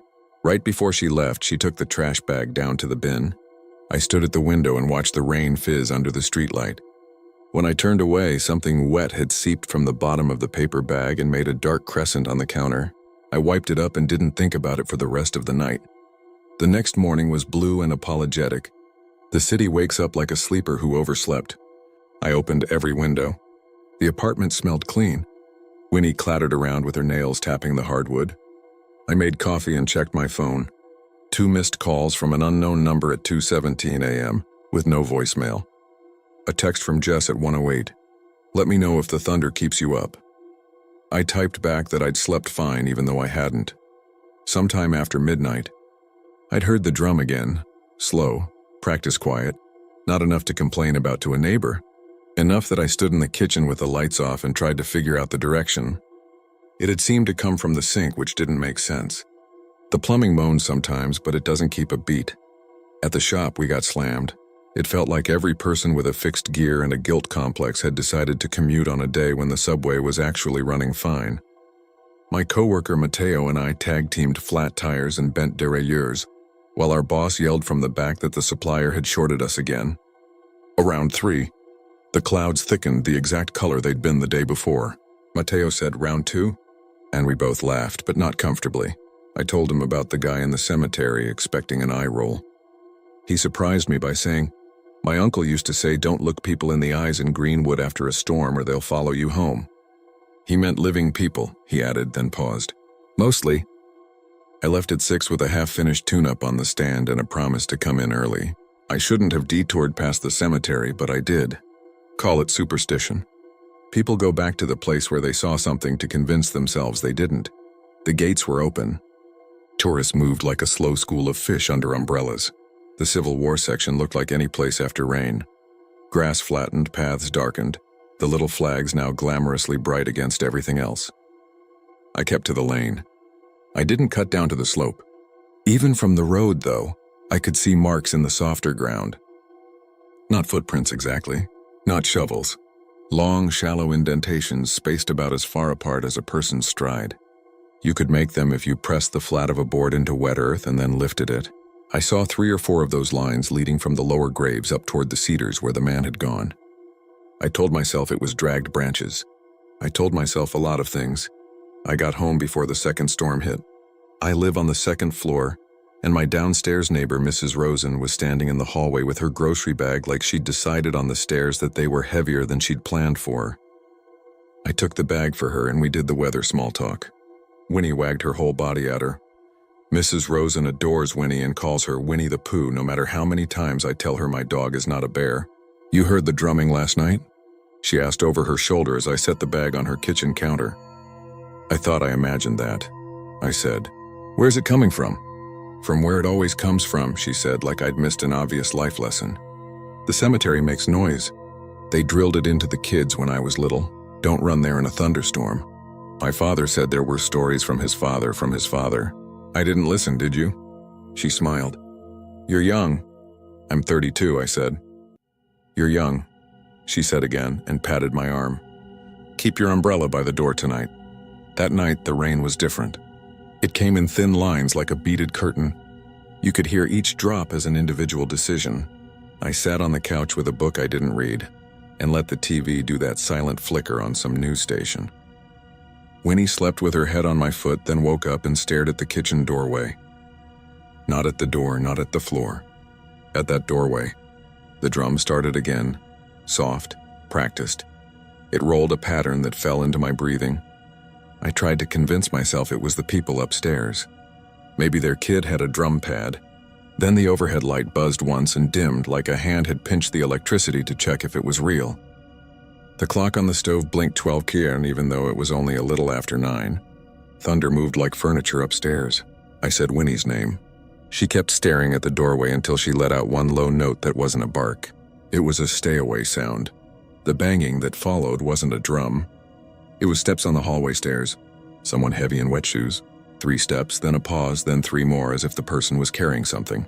They stopped at my floor. I put my book down and stood, feeling dumb because it's just stairs, it's just a neighbor. It's just the weather making your nerves play games. A shadow slid under my door, the way shadows do when the hall light is on and someone passes close. No knock, no key in the lock. Just the slow step of someone walking past and then the whisper thump of the downstairs door. Winnie let out another low tone and then went silent, as if she'd been told to hush by someone she listened to. I didn't sleep. The drum came and went. Not always at the same volume or pace. Sometimes it would stop and I'd relax, and then a roll would come again like a throat cleared before speaking. At 1:36 a.m., my phone lit up my night table. Unknown number. I answered because I was in that state where anything might prove the world is regular. A click like an old connection, then the hush of a big room. In the background, distant thunder. If you've lived in New York long enough, you can tell city echo from room echo. This was an indoor sound. I said hello twice. No one answered, but the drum on the line synced to the drum I thought I was hearing in the apartment, and for a second, I couldn't tell which was which. Then the call dropped. I stared at the call-ended screen until it blacked out, then lay awake until dawn. On Friday, Jess insisted on stopping by the shop. She brought me a bagel and poked around like she does when she's bored. She likes to touch things with purpose, like a detective on a show. She watched me adjust a brake cable and then said way too casually, "You look like boiled pasta." "Up all night," I said, keeping my head down. Storm, she said. "And our little Civil War drummer boy?" "Don't make it cute," I said. She sobered. Jess is good at teasing until a line presents itself, then she steps back. "Come stay at my place tonight," she said. "Charlie's with his dad this weekend and I'm promised to a bottle of red and a rerun. I'll spare you both." "I have Winnie," I said. "She can come," Jess said. "She likes my couch more than you do." She wasn't wrong. I closed up around 8 and carried Winnie up the few blocks to Jess's place because the pavement was still slick, and Winnie was shaking as if she'd picked up my mood. The rain had paused. The sky had that washed pink of a city trying to look innocent. Jess made pasta. We watched something stupid and I actually forgot for a couple of hours. I was halfway through a story about a customer who wanted me to install a child seat on a bike that couldn't safely hold one when Jess paused the TV and tilted her head. "Hear that?" she asked. I wanted to say no, but I did. Not a drum this time. Not quite. A noise like many feet stepping at the exact same time far away. If you've ever been under a subway platform when the station above you fills and people all shift weight at once, you know the sound. We sat there not speaking and listened to a thing that could have been pipes, could have been nothing. Then Jess stood up and went to her bedroom. She came back with a shoebox. "Don't laugh," she said, and pulled out a small metal object. It was a token. Old. It had a hole punched through it like the subway tokens from before Metro cards. On one side, an eagle with a shield. On the other, a wreath and the words Greenwood Cemetery, Lot 748. It looked too real to be a souvenir and too plain to be valuable. "Charlie found it in the dirt by the chain link near the fence last spring," Jess said. "I told him to put it back, but he didn't. I took it later. I was going to return it and forgot." "You kept a random thing from a cemetery," I said, because it was easier to focus on that than on the foot noise slowly pacing the edge of sound. "I did the wrong thing," she said. She put it back in the box. "We can take it back tomorrow morning at the earliest. I am not walking in there in the dark. Even you aren't that dumb." I took the box and quickly put the lid back on, like covering it would hush whatever we were feeling. We slept in the living room. Winnie curled between us on the rug. The storm, when it came after midnight, seemed as if it gets stuck on the building, hammering the same section of roof until I thought it would make a hole. I woke to the sound of a metal object rolling and tapped, then rolling, like a coin spinning and then falling on its face. I reached for the shoebox, felt its weight wrong. The lid had shifted. I sat up. Jess was awake too, very still. We both heard a small clink from the hallway, like something light had hit the baseboard. I don't know if I said her name or if I said don't, but neither of us moved for a full minute. The next flash of lightning strobed the whole room. In that brief, bright wash, I saw Winnie staring at the doorway to the hall, the same way she had stared at my kitchen doorway. The token was on the floor against the wall, not where we'd left it. We waited until morning like sailors wait for daylight. Coffee tasted like medicine. We walked to Greenwood right when the gates opened at 7. The air was washed and humid. Birds were loud. People passed us with cameras. We carried the shoebox like it held something alive. The groundskeeper from the other day was there, the same green jacket, his cap damp at the brim. He looked at the box, then at me, then at Jess, and said, "Come on," in a tone that suggested he'd had enough of everyone's ghosts for one career. He led us to a small building off to the side, a tool shed, but not shabby, the kind with a neat desk and a wall calendar still on last month. A small radio sat on the shelf, turned low, the news murmuring about traffic on the BQE. He took the token out and turned it with his thumb and forefinger. "Lot numbers don't mean much to visitors," he said. "Mean something to us. People take these when the holders break or when they fall out of the little boxes during storms. Sometimes they show up at the maintenance desk. Sometimes they don't." "We were going to bring it back," Jess said quickly. "Well, we are bringing it back," he nodded, unbothered. "They find their way. Storms shake things loose." He put it on the desk as if the token had been trying all week to get there. Then he looked at me like he was deciding. "You saw him," he said, not as a question. "The hat." "I saw a guy," I said, defensive and embarrassed all at once. "They walk strange," he said. He tapped his shin. "Boots, narrow heels. After a day in them, you move like you still hear commands. I've worked here 31 years. Storms do something to the ground. That's the best I can say." He walked to a file cabinet, pulled out a drawer, and fetched a laminated page with tiny type. "Lot 748, he said. "Huh." He showed us a list of names. "I won't write them here. It feels wrong." He ran a finger down and stopped. "Drummer," he said. "There you go." "That doesn't prove anything," Jess said, but she moved closer. "No, it doesn't," he said. "You want proof, you need a different job than mine. Best I can offer is this: if the storm is going to be bad, stay inside. If you bring anything home, bring it back." He put the token in a small envelope and labeled it. Then he looked out the window toward the Civil War section and added softer, "Don't look them in the face if you can help it. They want things. Names called, drums answered, footsteps echoed. That's people. You listen too hard to any one thing. You find yourself walking where it leads. You don't want to walk where that leads." We thanked him. I felt silly. I also felt watched in a way that made me keep my focus on the gravel under my shoes. We didn't go down to the slope. We left by the big arch and went to get bagels like normal people. The day went back to being a day. The only off part was that my watch had stopped. The hands were frozen at 9:12, the same time I had looked at it the first day before the storm hit. I tapped the face and it started again. It would stop and start like that for the next week whenever thunder threatened. I would replace the battery and it would do it again. You can end the story there if you want. You can say a guy saw a person in a hat, heard some thunder mix with a metal vase, and spooked himself because it was the anniversary of an empty apartment. You can take the version where a token got knocked out of a shoebox in the night by a draft. I'd be happy if I could keep that version. I mean that. But on Sunday I took Winnie for a walk around noon. No rain scheduled, blue as a postcard. We stopped at the little cafe on 20th for iced coffee. On the way back I saw mud on Winnie's paws, the same brown-black smear from that first day. I wiped it with a napkin and it smeared like wet clay. We hadn't gone near the cemetery. That night, when I put my boots by the door, water pooled under them. Not a lot, enough to leave a mark that dried into a faint foot shape. The next morning, the hallway had a damp smell like wool hung too long without sun. Mrs. Rosen called through the door that there was a drip in the wall and asked if I had any leaks. I didn't. The building super came and shone a flashlight in the closet and found nothing. The wet ring on the floor under my boots refused to evaporate until I opened the window and propped the door with a book, the way my dad used to do to let the house breathe. On Wednesday, I changed my route. I started taking Winnie north, away from Greenwood, toward the high school and the mural of the sparrow with the keys in its beak. It didn't matter. The drum still came sometimes at night. I moved the radio from the kitchen to the living room and left it on low like the groundskeeper did, hoping a human voice would keep other things quiet. It helped on nights without lightning.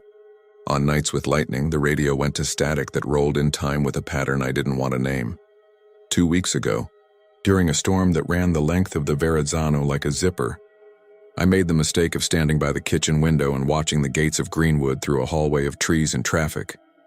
A flash lit the arch like someone had taken a black and white photo of it. In that washed instant, I saw a small line moving through the alley inside the wall. You can map people's motion at a distance. Tourists are scatter. Joggers are steady beads. This was different. A handful of silhouettes in a narrow file. No guns, I'm not claiming that. No flags. Just the particular angle of heads tilted down against rain. A drumbeat that could have been my heartbeat, could have been the super's upstairs sink, could have been a rhythm that traveled in wet air. I stepped back and my heel hit something on the floor and sent it spinning. My watch, which I'd taken off because it felt heavy in the humidity, spun like a coin and clinked the baseboard before falling flat. When I picked it up, the hands were at 9:12 again. I haven't walked inside the cemetery since. I haven't walked on that side of the street during rain. I keep the radio on low at night. Jess says I should see someone. Mateo says I should go in on a bright day and reset my brain. Mrs. Rosen says to put salt by the door and then told me she never said that because her daughter tells her not to be superstitious. The groundskeeper, when I saw him smoking by the gate one clear afternoon, tipped his chin at me like someone who recognizes someone else's story without needing the details. I gave him the same nod back. Storm's coming, he said, though the sky was clean. I said I knew. The weather app disagreed with both of us. It rained at 2. Last week I woke up at 2:17 a.m. to my phone lit in the dark. Unknown number, I answered with my voice held steady. The line was empty except for a soft hollow like someone standing in a large room where the ceiling is high and the walls are stone. In the background, far but clear, there was the sound of feet shifting all at once. It could have been rain batting the fire escape. It could have been a modem from 1998. It could have been many things. I said, without planning to, I don't know any of your names. The call stayed open for 7 seconds, maybe 8. Then, very gently, like someone tapping a table to test if the varnish has cured, a stick hit a drum exactly once, the kind of tap you make to ask if someone is listening. The landlord put new weather stripping on the back door downstairs last month, but there's still a draft that sneaks under at night when the pressure drops. It pushes against my apartment door in a soft exhale that sounds like a person leaning in to say a name. I'm not claiming it's my name. I'm not claiming anything. I'm just telling you that every time thunder stacks up over the river and the flags on the small stones all point one way, the mud finds my shoes again. And if I forget to face my boots toward the door, the wet footprint they leave in the morning faces the hall instead of the threshold, like a person changed their mind in the night and decided to stay a little longer.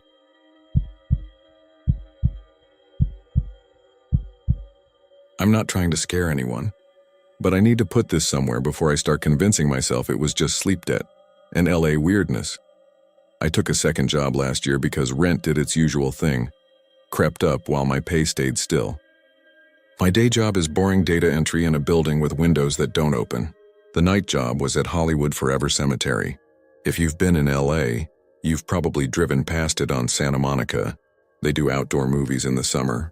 People picnic on blankets and watch classics projected against a mausoleum wall. It's oddly cozy when there's a crowd. When there isn't, when it's just a few security. People spread across 100 acres of old stones and palms and that shallow lake where the birds nest. When it's 2 or 3 in the morning, that place feels like a radio station between frequencies. There's a hiss you can't hear until you pay attention, and then you can't stop hearing it. I worked the Friday and Saturday overnight shifts, midnight to 6. It wasn't even security in the way you picture it. No weapons, no hero stuff. Mostly golf cart patrols and making sure nobody hopped a fence, nobody was sleeping on a stone bench, nobody left a candle burning. We had 2 radios and a boxy flashlight with a weak battery that you had to slap to get the beam solid again. The job sounded like a joke until you did it. I wasn't alone. My buddy Luis snagged the job first and got me in. He liked the quiet and the free time to study for his electrician certification. He'd park his cart by the little chapel, lay his textbook on the steering wheel, and circle every half hour. Our supervisor was a woman named Sylvia, who had the tired, sharp humor of someone who had listened to security guards complain for 20 years. Nights added up to a handful of people. Me, Luis, a guy named Rob who smoked like it was a competition, and a groundskeeper named Dennis who came in early with a thermos and a leaf blower across his lap, like it was a pet. That's who I considered the main cast. Background characters drifted in and out. A couple of LAPD patrols liked to roll through around 2:30 with the windows down, just to say hi and see if any gates had mysteriously unlatched themselves. The first night that mattered was a Saturday, July heat. One of those nights that smell like warm asphalt and watered grass. The movie crowd had cleared out around 11, earlier than usual because a marine layer was sneaking in and people don't like damp blankets. By midnight, the big lawn looked abandoned, just flattened ovals where families had sat. There was a piece of red ribbon caught on a palm frond, fluttering weakly in air that wasn't moving. At 1:13, a motion sensor pinged on the monitor in the office. They're ancient little boxes that throw a timestamp over gray video like a cheap TV station. I was in the chair by the screen, drinking coffee that tasted like brown water. The motion was near the corridor of mausoleums behind the chapel. Sylvia said, "Take a look," and I said, "Copy," and grabbed the flashlight. People think cemeteries at night are pitch black. They're not. There's this patchwork of sodium lamps and moonlight, and then places where it goes blind between trees like someone draped fabric. The corridor looked like a slot cut through marble and shadow. Names in gold letters on both sides. The air smelled like lilies even though there hadn't been a funeral there that day. I eased down the corridor. My footsteps sounded too loud. It's always like that at first. You get used to it. I flashed the light left, then right. I checked the doors. All locked. I remember thinking the stone felt warmer than it should under my palm.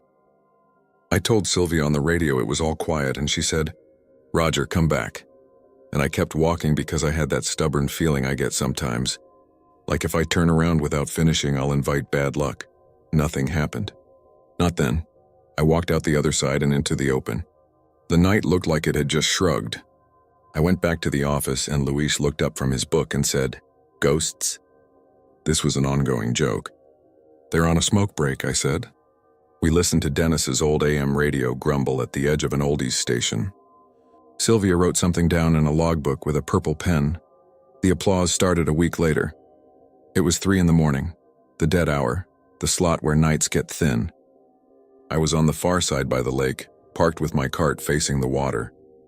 I could see the Paramount wall past the trees, that weird feeling of being next to something famous when you're in the dark.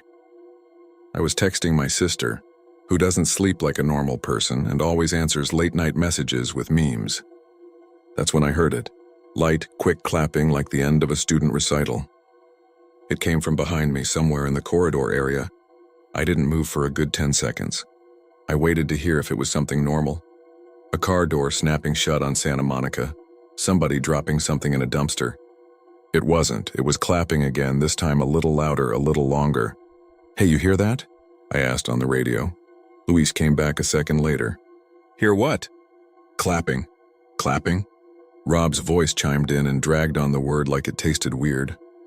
I let go of the radio button because I didn't want to sound like I was pranking them. I drove toward it. The applause got clearer. It had that empty gym quality, the slap of sound in a hard space. I pulled up near the corridor and killed the cart. It was still going. It rose and fell like a wave. It was not a crowd. It was the kind of applause you'd hear in a small theater, polite and enthusiastic. I walked into the corridor. The air felt wrong. I don't know a better way to put it. It was like the temperature dropped 2 degrees, and like I'd walked under a humming transformer. The flashlight beam wobbled because my hand did. The clapping got quieter and then stopped. I stood there, breathing, hand on a brass handle, and realized something was weird with the air itself. Like when you stare at asphalt on a hot day and the distance turns into water. It was subtle. If I looked directly at it, I couldn't see it.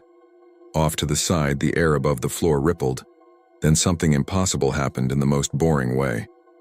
I blinked, and for a half second I thought I saw shapes at the far end of the corridor. People. Not even scary people. Just silhouettes in dark clothes lined up like a little audience. Faces I couldn't resolve. A dull shimmer like they were behind heat waves. I took a step and the beam flicked, and when the light steadied, there was nothing there. I'm not pretending I was a hero. My mouth tasted like pennies. I backed away a step at a time until I was out of the corridor and back in the open air like a swimmer breaking the surface. I did what you do. I tried to make it normal. I told myself it was an echo. The Cinespia screenings had been that night. Maybe the leftover crowd noise had bounced weird. I told Sylvia, who narrowed her eyes at me like she was deciding whether to say the things she didn't want to say. Some guards say they hear that sometimes. Audience ghosts, she said, then grimaced like it sounded stupid in her mouth. It's an old story. Don't go looking for it. That's easy to say to someone whose brain is not shaped like mine. Once you think you've heard applause with no people, every minute of quiet after 3 a.m. dares you to go see if it's there again. I brought it up with the others during our half-asleep conversations.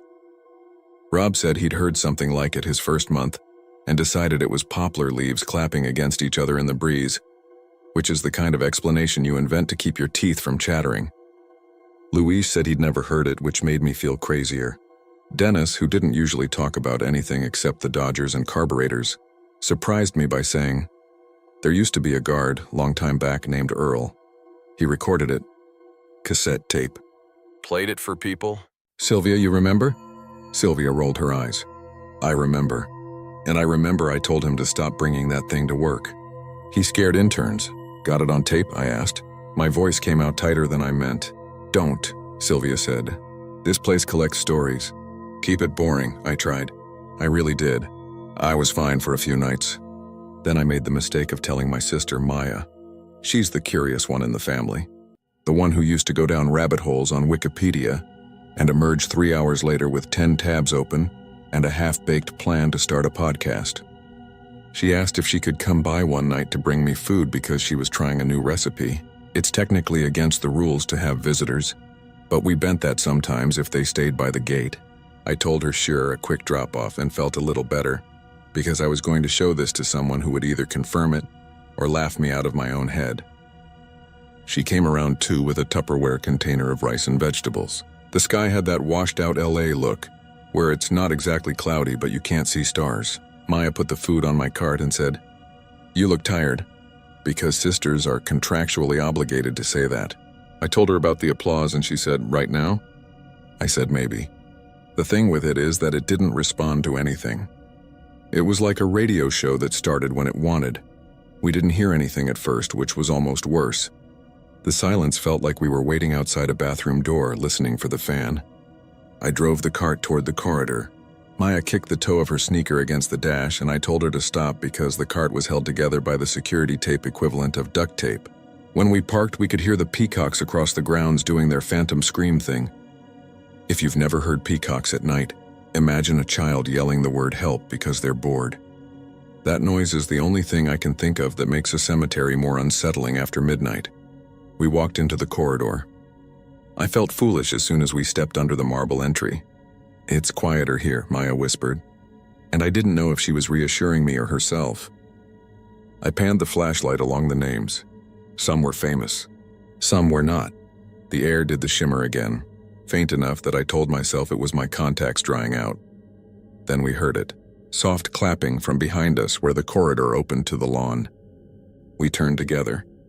The corridor is narrow enough that turning at the same time made our shoulders bump. And I remember the little apology smile we gave each other even while the hair on my neck was standing up so hard it hurt. There was no one there. The applause was there though, a polite wave rolling over stone. It seemed to move away as soon as we moved toward it, like it was keeping a distance the way a skittish dog will, trotting 2 steps ahead no matter how fast you walk. We got to the end and it was stronger, cleaner.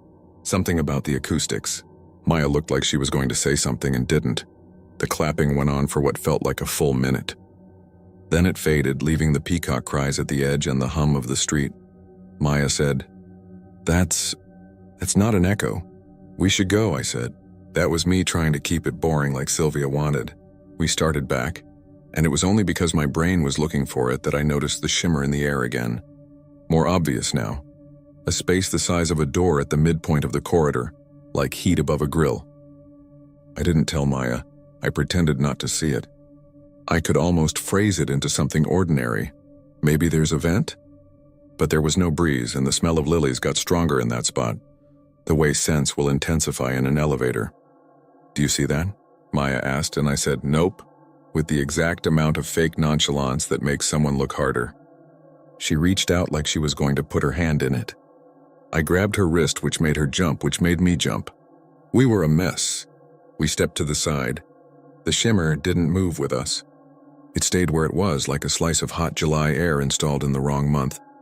The radio clicked in my pocket, and hearing Sylvia's voice was like getting your balance back on a moving bus. Everything good? She said. Yeah, I said too fast.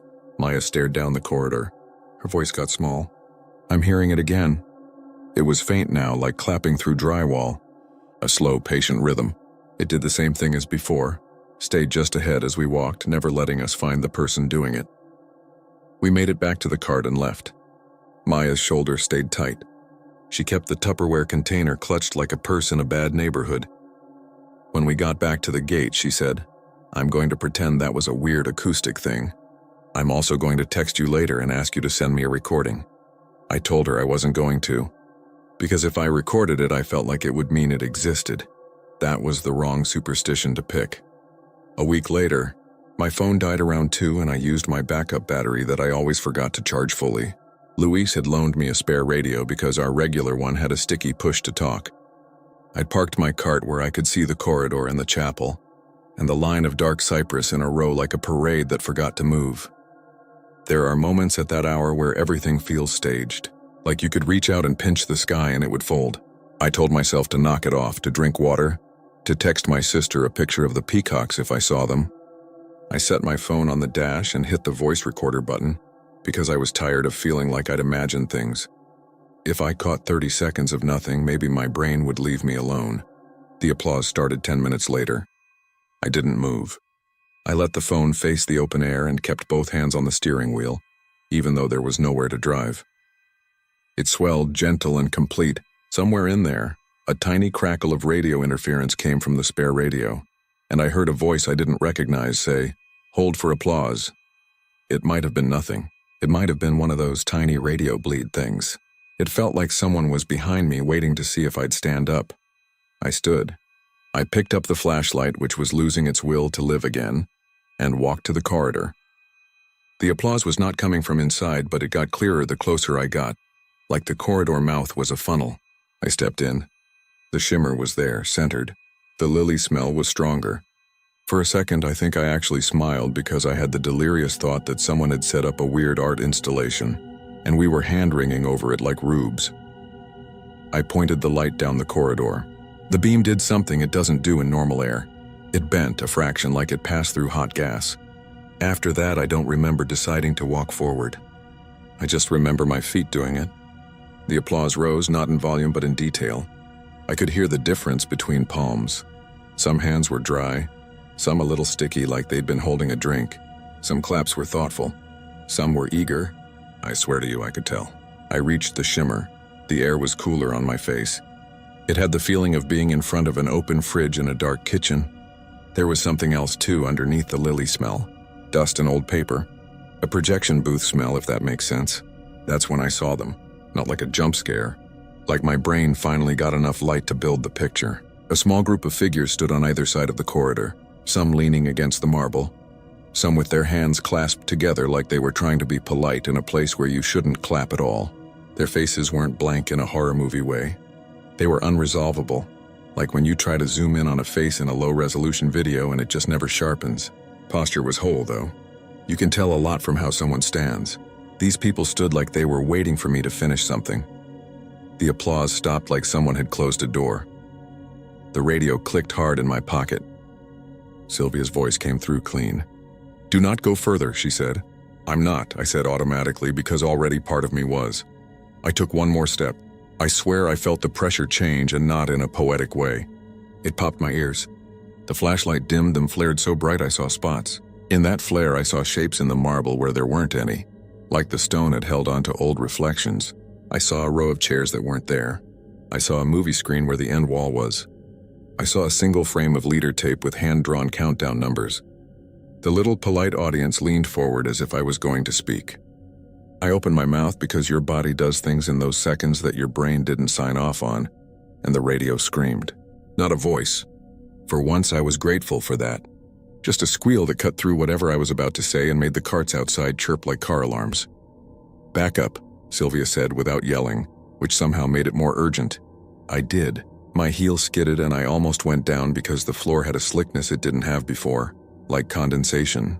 The shapes at the end of the corridor did not move exactly. They compressed, like they inhaled together. The clapping started again, threadbare as if from far away.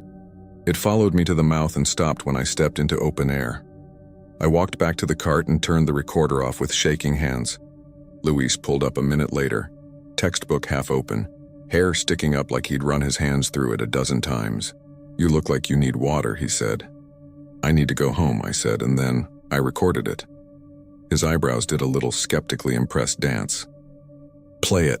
We played it on speaker. 30 seconds of wind. The faint sound of an engine. And then clear and impossible to argue with, nothing. 30 more seconds of nothing. No clapping. No radio crackle. No whisper of lily smell through a microphone, obviously. Just me breathing like a guy trying to pretend he wasn't doing that. Luis tried to make it normal. "Phones compress audio in weird ways," he said kindly. "Maybe it cut a frequency." My sister called me that afternoon before I slept and said, "Send it." She listened and said, "Well, that's nothing." I could hear her trying to keep the joking tone. Maybe the applause can read a non-disclosure agreement. I slept through my alarm and dreamt the kind of dream that's just your real job but fuzzier, where nothing happens except you're late and can't find your shoes. When I got to the cemetery that night, Sylvia asked to speak to me in the office. She had a cardboard box on the desk. It looked like the kind you use to hold old photos. "You're not in trouble," she said, which is exactly what people say when you're about to be. "I need you to do your rounds, stay out of the corridor after 2, and don't bring your sister back after hours." That's me covering us. Now, if you're going to ignore me and be curious anyway, I figured I'd control how much trouble you get into. She opened the box. There was a stack of cassette tapes inside, each with dates written in old felt tip. A couple had the word applause in parentheses. "Earl left these," she said. "I shouldn't keep them here. I shouldn't give them to you. They're copies. Take one, satisfy the itch, bring it back." She left the office and I sat there staring at the tapes like they had teeth. I picked one labeled AUG 1997 Applause Midnight and slid it into Dennis's old boombox. The play button stuck and I had to smack it. The sound came through soft and grainy. Night noise, insects, the world breathing. Then the clapping. No mistake. It was there. Not just there. It sounded like the thing I'd heard but older, like it had been rolled down a hill and picked up dirt. In the background a voice said, "God, that's so weird." And another voice said, "Turn it off." And the static rose and swallowed both. I hit stop and popped the tape out and put it back in the box. I took out my phone and snapped a photo of the label before my brain could tell me not to. I texted it to Maya, who wrote, "I hate that." Then she wrote, "Don't go back." Then 20 seconds later, "You're going to go back." She knows me. I tried to do the same thing. I avoided the corridor. I drove the long loop and checked the gates and stopped to watch a raccoon dig at something by the lake, with its little hands like a creepy person in a tiny burglar mask. I nodded at the patrol car as it rolled past with a wave from one of the officers we see all the time, the guy who plays softball on Sundays. I told myself the applause had nothing to do with me. I told myself the shimmer was heat over concrete, which made no sense at 2 a.m. in November. I told myself Sylvia was right. The place collects stories, the way some people collect cups they never use. The last night didn't start with any big sign. It started with me misplacing my flashlight and borrowing Rob's backup, which had a stronger beam and a cracked lens that threw little rainbows at the edge of things. It started with me almost forgetting to sign the logbook and Sylvia tapping the pen against the desk until I did. It started normal enough that the idea of normal could stretch and hold. At 3:13, the radio clicked and said nothing. It did that sometimes when somebody pressed the button by accident, except this time it stayed clicked. The static had a shape in it, a rhythm. Are you familiar with the way rooms learn to make certain sounds louder? How the same laugh in one room sounds twice itself in another. That's what the static did. It shaped itself into a suggestion of people clapping. I told myself not to. I did it anyway. I drove to the corridor. The air felt wrong from 20 feet away. It was like the space knew I was coming, which is such an embarrassing sentence, but there. I felt noticed. I stepped under the entry and saw the shimmer at once, bigger than before. Or maybe I was closer than I'd ever let myself be. The flashlight's cracked lens made the ripple look like it was sprouting tiny, shifting rainbows. Lily smell, paper, dust. That same compact little audience at the far end, cohesive enough now that if you'd walked in behind me, you might have said, "Who are those people?" before your brain told you not to see them. The clapping was quiet and constant like a soft rain. It didn't speed up. It didn't stop. It was a presence more than a sound, and I felt something tilt. This is the part I hate writing down because it sounds like I'm making it flowery when I'm not. The corridor was waiting. It wasn't waiting for the weird, famous ghosts that live in everyone's imagination. It was waiting for me to do something incredibly stupid and human. Step forward when a room wants you to. I heard someone behind me. A real person, and turned. Luis, breathless, running like he'd dropped his textbook and sprinted from the chapel. "Hey," he said, too loud against the marble. Don't go in there." "I'm not," I said, even as my weight shifted. "Seriously," he said, and caught my sleeve. There was a look on his face I'd never seen, anger and fear. "Sylvia told me to find you." He held up the radio. Sylvia's voice thinner than usual. "Both of you come back to the office now." I made a motion like I was agreeing. Maybe I was. The little audience didn't move. The clapping didn't change. The shimmer did, though. It widened the tiniest fraction, or my eyes did. Something about it felt like standing on the edge of a stage with no guardrail. Luis tugged my sleeve again, hard enough that the fabric protested. I stepped back and felt cold air flatten against my face like a sigh. We left. We walked too fast and tried to make it look like we weren't. When we got to the office, Sylvia had the logbook open and the box of tapes gone. She looked older by about 5 years in a matter of minutes. "I'm calling it in," she said, and picked up the phone on the wall. "Just for a drive-through." 2 officers came in around 3:40. One of them was the softball guy.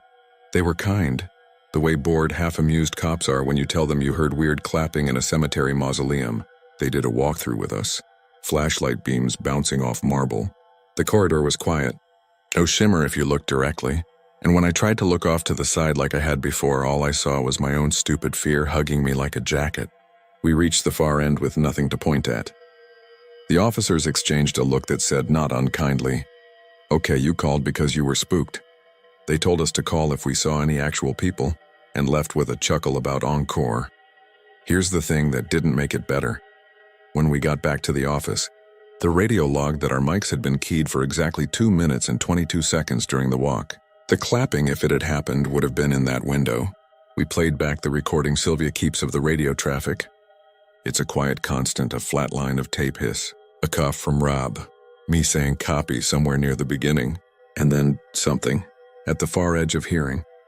Not applause, not anything you could hang your mind on, just a texture that wasn't there before we went into the corridor and ended when we came out. Dennis turned the volume until the speaker sounded like a mosquito. "Hear that?" He asked no one.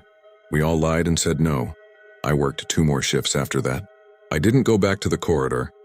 I told Maya I was thinking of quitting because my day job was getting busier. She didn't push, which I appreciated. On my last night, I did the loop one more time with the cart grumbling like always, and the peacocks yelling at nothing. I signed the logbook. I thanked Sylvia for the hours and the extra coffee. She handed me a little envelope with my name on it. Inside was a Polaroid of the lawn during a movie night. People sitting on blankets, the screen bright with a white rectangle.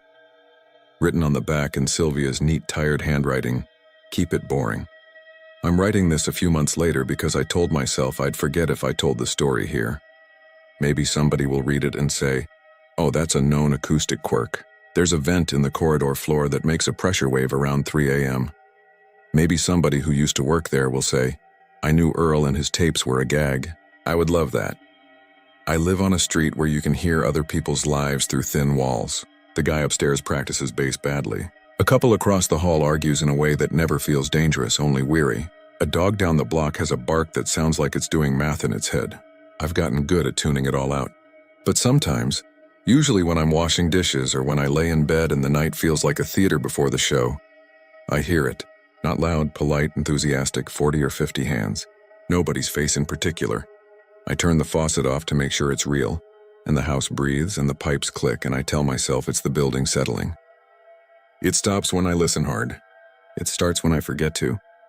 Last week, a flyer showed up in my mailbox with no return address, just a trifold thing for upcoming outdoor screenings. I smiled at the thought of people on blankets again, summer making everybody softer. On the inside, in small print, there was a list of special events. Under this season's tribute was a title I didn't recognize and a note in italics, introduced by a former night guard. It could be anyone. That's the rational side. There are a dozen night guards over the years. People love giving little speeches. I put the flyer on the counter and tried not to look at it. I rinsed a plate. The sound of hands started, soft and warm. I dried my hands and stared at the doorway, because sometimes you can see the air moving if you don't look at it straight on. The corner of my apartment near the hallway looked like a hot day. For a second I smelled lilies, then dust and old paper. It wasn't strong. It was the kind of smell that makes you think of a place instead of proving it's here. I walked over like someone answering a knock you're not sure you heard. The shimmer was so faint I could have called it imagination and kept my sanity. I held my breath the way you do when you open a fridge and you don't remember what you wanted. Somewhere down the hall, my neighbor's TV laughed at the wrong moment. The applause went on, patient, as if I was late to my cue. I don't care if anyone believes me. I'm just putting this out where I can see it and tell myself it lives on the screen and not behind my door. Not in my own air, not in that small space in the hallway where the paint peels because the building leaks when it rains. I moved the flyer to the trash and it slid back out onto the floor because the trash was too full. I didn't pick it up. I went to bed and listened to my own breathing get steadier. Right before I fell asleep, the clapping stopped like someone had closed a door. I dreamed I was walking down that corridor again and the little audience leaned forward, expectant, kind. When I woke up, my phone had a calendar alert I don't remember setting. It says, Saturday 9 p.m., Hollywood Forever. The title of the event is the same unknown one from the flyer. Under notes, a single sentence, hold for applause. I cleared it. The title grayed out and then snapped back like a bad screen refresh. I put the phone face down and the room did that quiet it does when you're waiting for something you don't want to happen. I'm not going to the screening. I'm not. I'm writing this instead, in the hope that saying it out loud makes it smaller. The sink just ticked, the way it does when the pipes settle. I'm going to pretend that's all I heard. I'm going to keep it boring. If the air in my hallway looks odd tonight, I'm going to blink and say it's the heat. If I hear hands, I'll tell myself it's a neighbor learning a rhythm. If my phone buzzes with an event I didn't set, I'll change the calendar and not think about who wrote the notes. And if I get up for water in the dark and the apartment feels like a theater before the lights go down, I'm not going to look toward the shimmer. I'll stand in the kitchen, breathe like a person, and wait for the part where nobody claps at all.